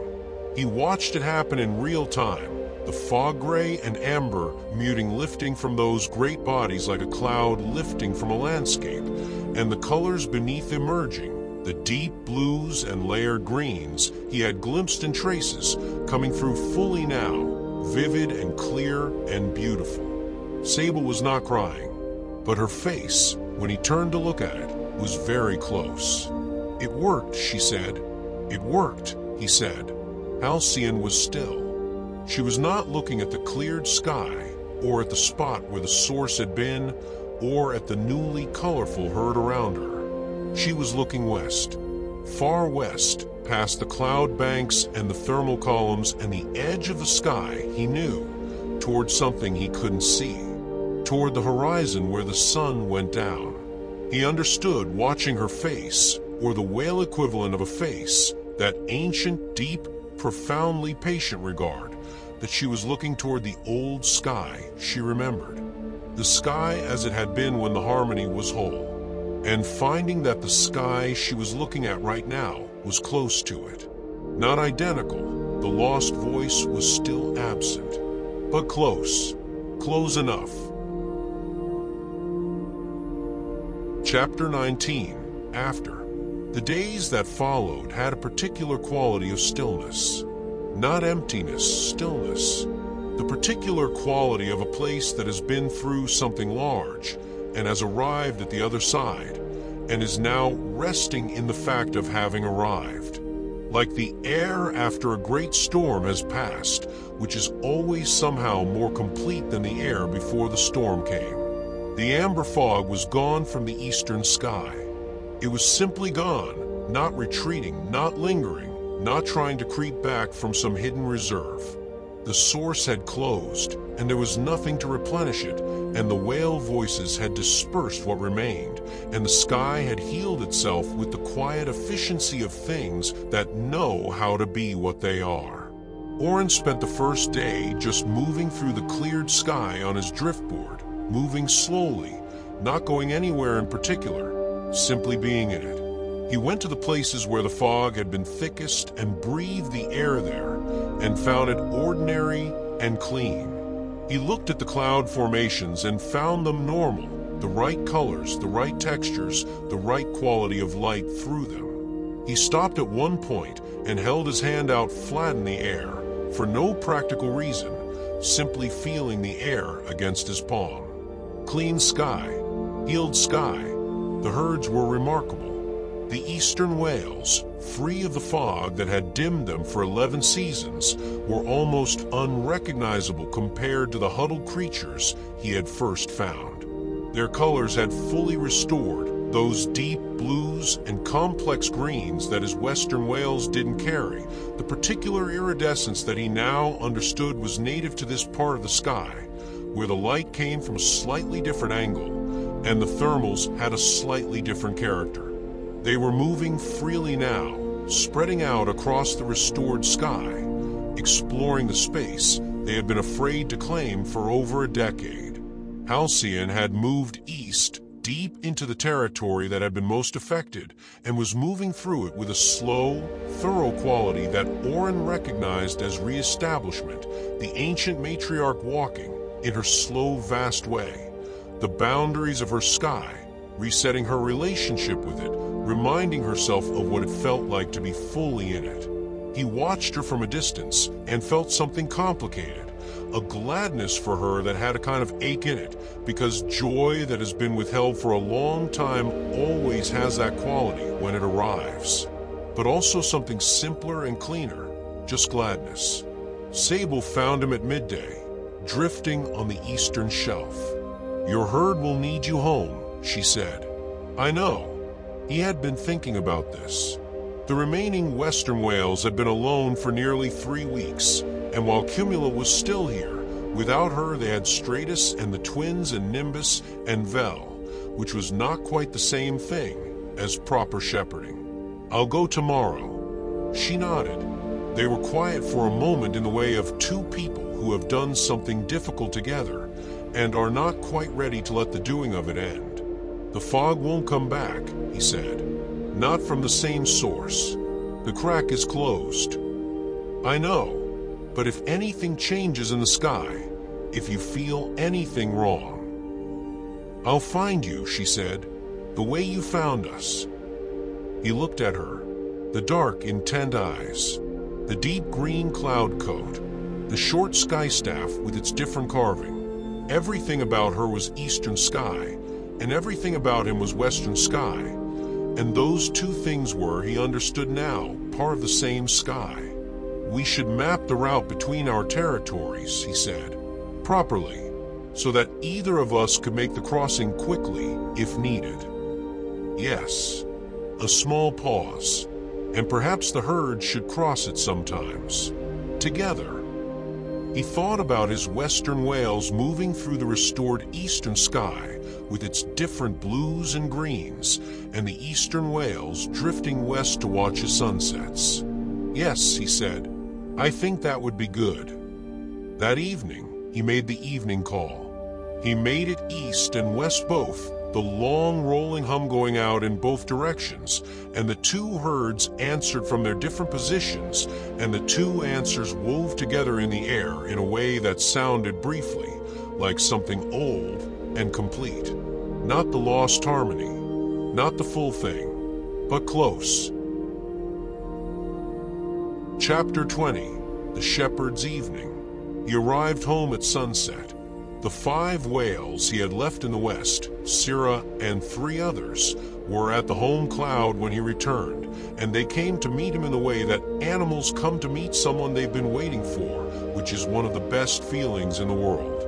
Syrah pressed her nose against the driftboard with enough enthusiasm to nearly tip it, which was very Syrah. He steadied himself, laughing, and ran his hand along her side. All right, he said. I'm home." The others arrived in the evening, drifting in from the east as the sun began to lower.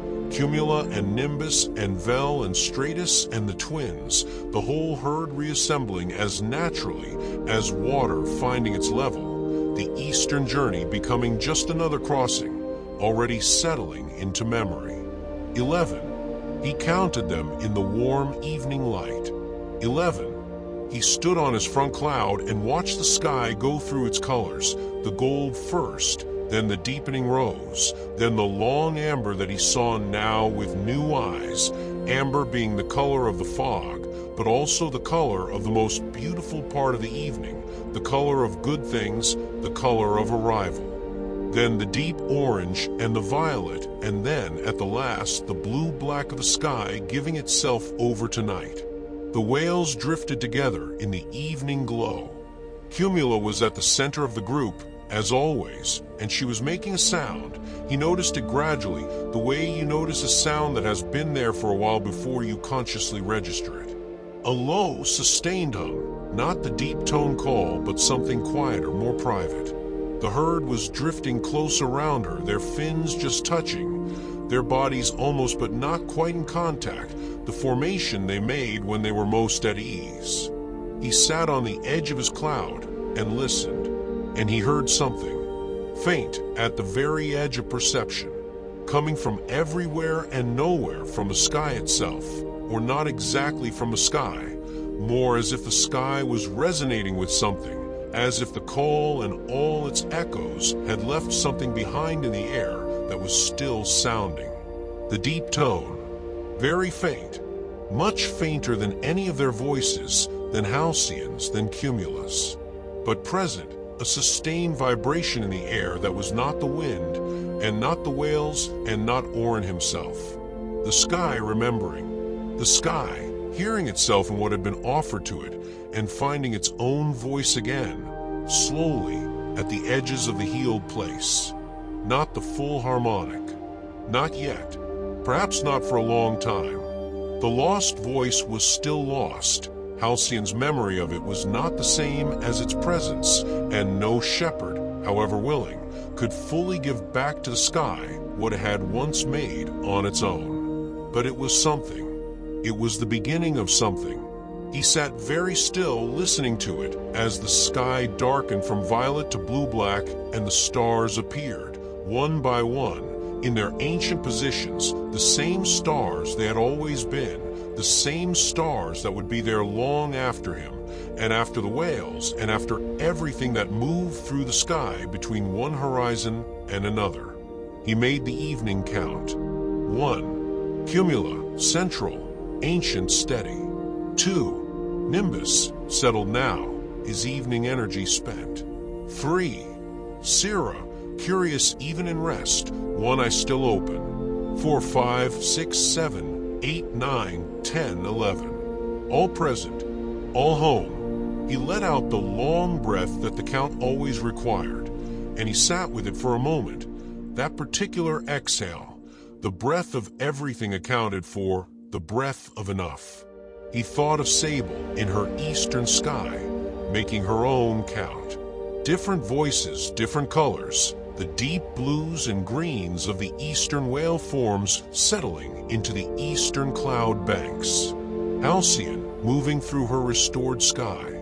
The young eastern whales who had been afraid for all their lives and were learning, Now, it was to move freely. He thought of E, wherever the long-ago dead go, which he hoped was somewhere high and clear and full of light. He thought of Thessaly, who had written at the edge of the chart, "In my time," and had known that times would change, that what he was tending was not static, but alive, that the sky was not a fixed thing but a process, ongoing, dynamic, requiring ongoing and dynamic tending. He stood up, went inside, and put the kettle on. He made his tea and sat in his chair by the window and opened his journal to a fresh page. At the top he wrote the date, or what he understood the date to be, which was approximate, time at altitude being what it is. And then he wrote, "The sky is healing. I cannot say how long it will take to come back to what it was. Perhaps it will find a new balance rather than returning to the old one. I think that might be all right.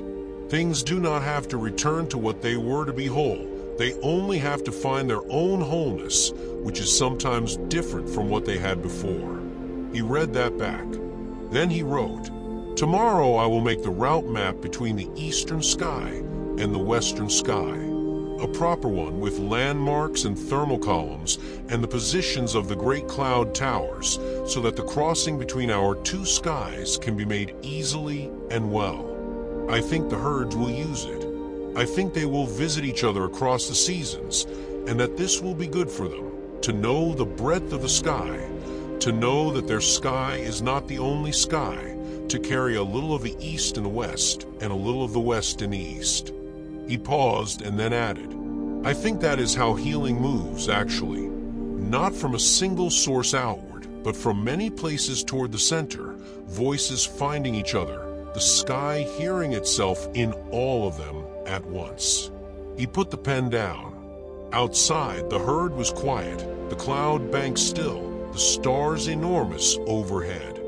Far to the east, too faint to see, but present in his mind, real by memory and by fact, the restored eastern sky was also settling into night, the two skies continuous with each other under the same canopy of stars. He looked out the window for a while, as he always did. Then he got up and put out the lamp. The cottage went dark and quiet, and the only sound was the wind moving past the cloud glass roof and the very faint exhalation of the herd sleeping in the cloud banks, and something even fainter than that, barely anything, barely sound at all, only the ghost of a resonance in the healed air, the deep tone, still sounding, the sky remembering its own voice. He lay down, he breathed, he listened to the sky, and slowly in the good dark, with the stars overhead, and the herd close, and the long work done, Oren slept. The end.